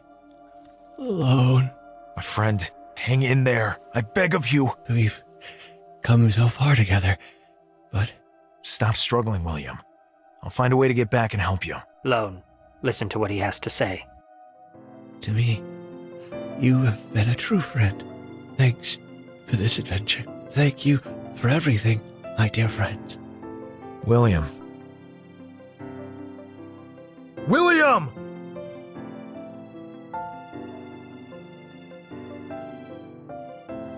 No!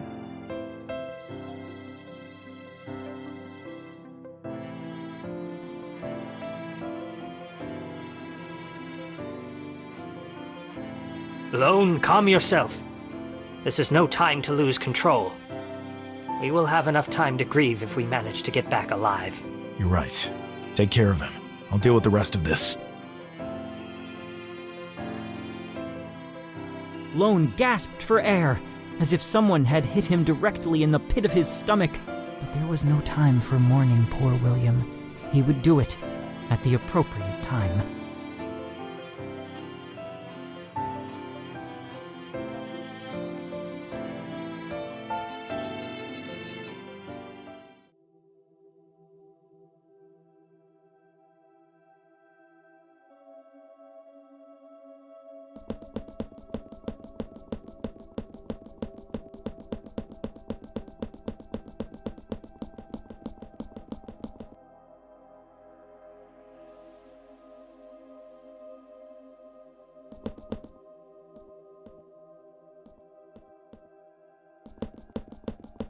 Halt!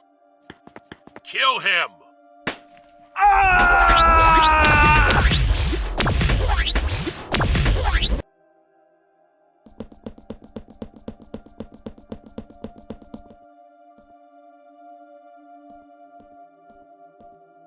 Let's have a look.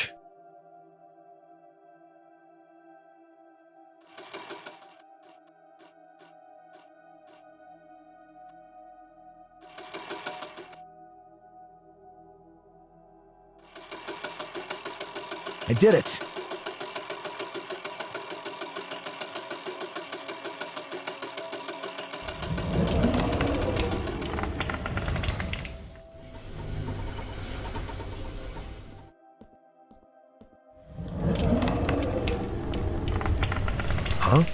Is anybody there? What?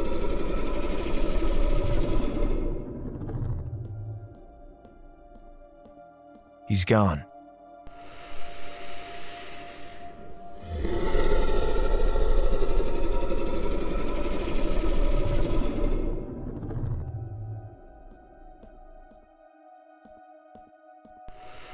I don't think he wants to hurt me.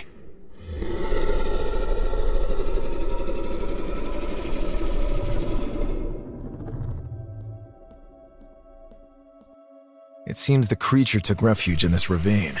Who knows where it leads? I don't want to commit suicide. It would serve no purpose.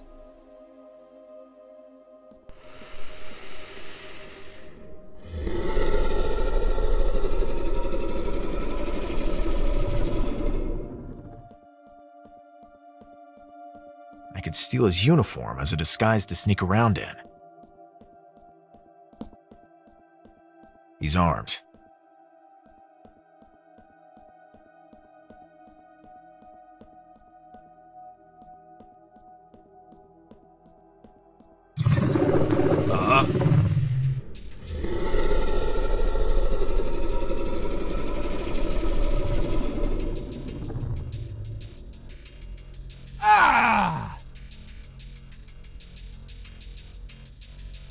You won't be needing these anymore.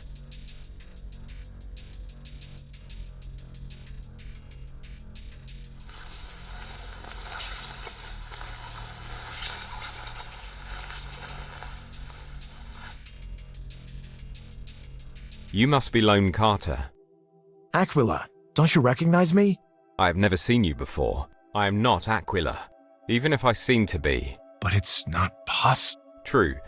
Without alchemy, this would not be possible. Alchemy? The Keepers have used this science for centuries, to never run short of men, or have the most loyal of followers anyway. We share, in part, the memories and thoughts of our fathers, even if the exact memories of our founders may have blurred over time. A very nice man once dubbed us automatons. Automatons? But I would argue that we are quite human in every respect. So it would seem. Lone, I didn't expect you to charge straight into the lion's den. I had enough time to send a message to the Keepers before I was captured. Actually, it was them that sent me here. Unfortunately, I had no idea I was headed into their lair. The ritual that brought me here cost the lives of 3 of my brethren. The last thing I expected was to end up smack dab in the middle of the dissident's lair.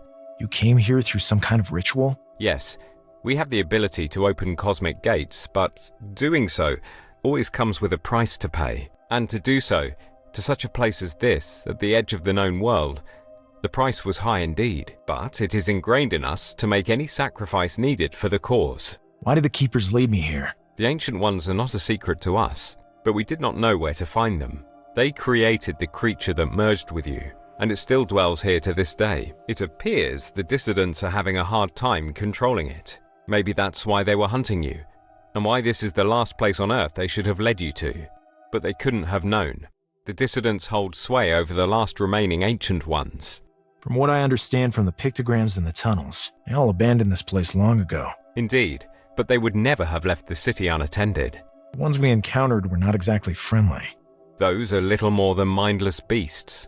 The society of the Ancient Ones is very much like a beehive. They left a multitude of warriors here to protect the city and the Shoggoth. They can do nothing but attack.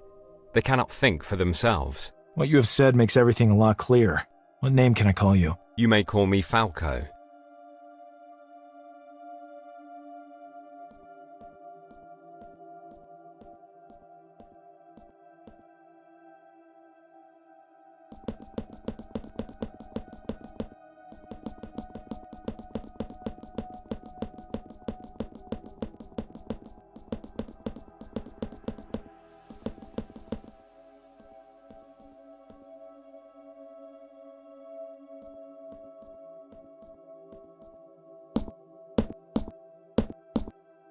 Hey, you! What are you doing, slave? That is none of your business. How dare you! You have no respect for the hierarchy. Give him what he deserves!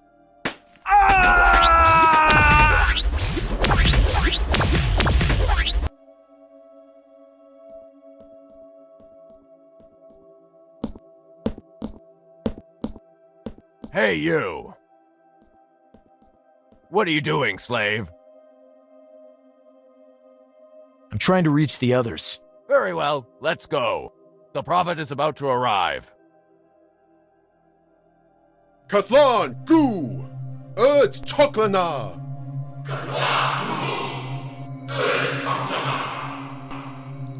Kazna Kurd! Koi Tanakal! Koi Toklu! Katlan, Gu! Erd Toklana! Kazna Kurd! Koi Tanakal! Koi Toklu!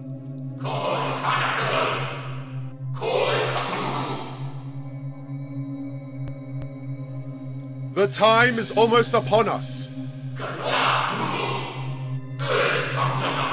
Wayfarer of the plan, bless us! We invoke thee! Bring death to the keepers! Begin your reign of madness!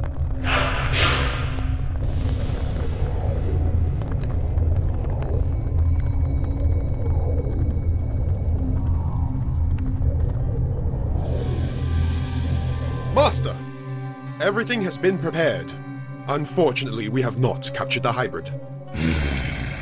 We are confident that we will be able to subdue the creature anyway, with your help. Katlan Tolka. Certainly, Master. Tlatonakal. Katnagerd. Shgotja. Tot Ktra. Tlatonakal. Katnagerd. Shgotja. Tot Ktra.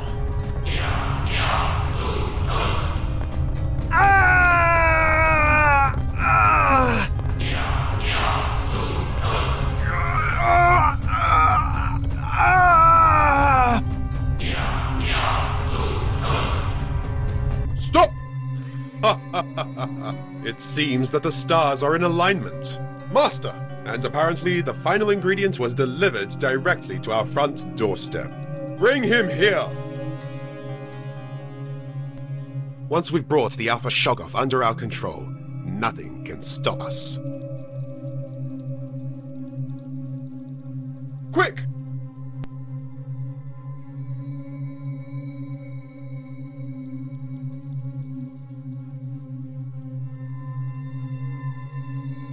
Master! You do the honors. Shgot. Shgotja.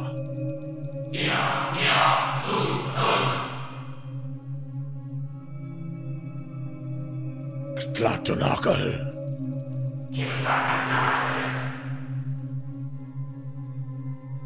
Katnagerd.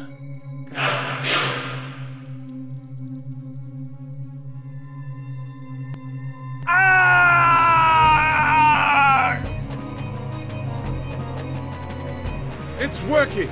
Master, our time has finally come! Master! Ya, Cthulhu Patagna!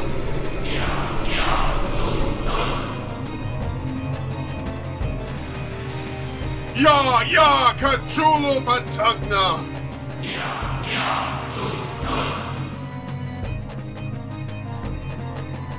Ya, Cthulhu Patagna!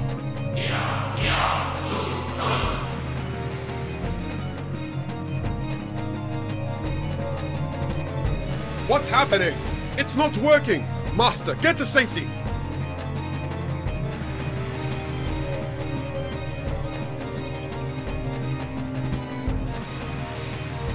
Huh? Lone! I have to go back. Ah! Mother. Oh my god, Lone! Lone!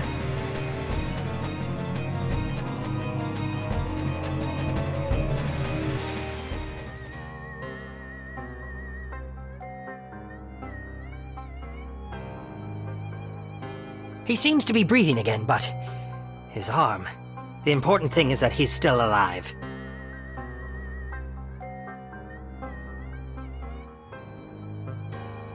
Lone could finally manage the creature within him. There were no traces of the dissidents, nor of the horrid creature that protected the immense city on the edge of the imaginable. Alone in that unknown and desolate wilderness, Lone and Akeley had fuzzy memories of how they managed to get back to Arkham. Both agreed on the fact that it was the imprisoned keeper who made it happen, Falco, but they couldn't be sure. Akeley went back to his experiments in Vermont. Lone met with Armitage several times before the keepers contacted him again. Now, he was one of them. They had thwarted a plan of the dissidents, but they hadn't defeated them. Surely their idolized deities would again find a way to breach the human soul evoked by that fearsome creature that must once have been a man. Lone made his decision. He would protect the world and avenge William. The battle had just begun, and he was ready to face them.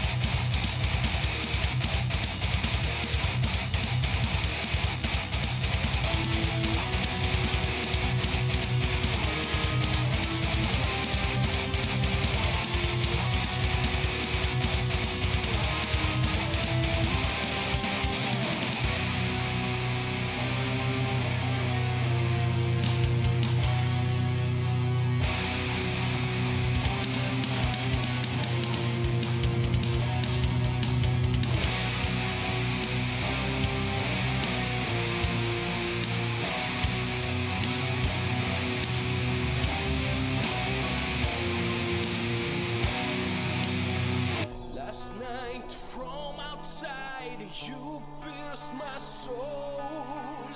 I'm chased now, not myself, haunted without a goal. No soul screaming at the black sky of day. You read me bullshit, stain me like a wine. You in my blood, test me with your enables road. Chain me steadily with your cruel for more.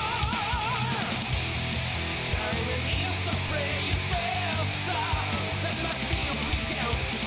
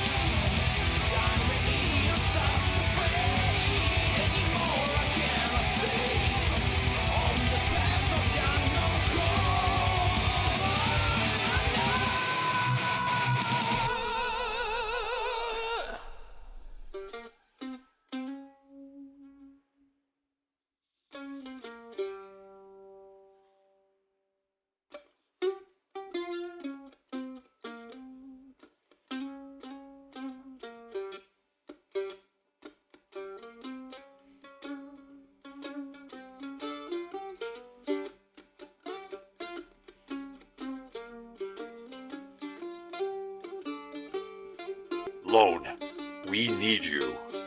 Armitage. When I hear your voice, I don't know why, but my legs shake. Haha, don't shoot the messenger, Lone. Quite the opposite. Given your current position, I should be the one to worry. Remember Innsmouth. Not like I could ever forget it. A joint operation between the government and the FBI is underway. Already? Things seem to have taken a turn that requires immediate action. You will be in charge of the operation. Understood. I'll be there by this evening. Lone, What is it now? I recommend you take the greatest care.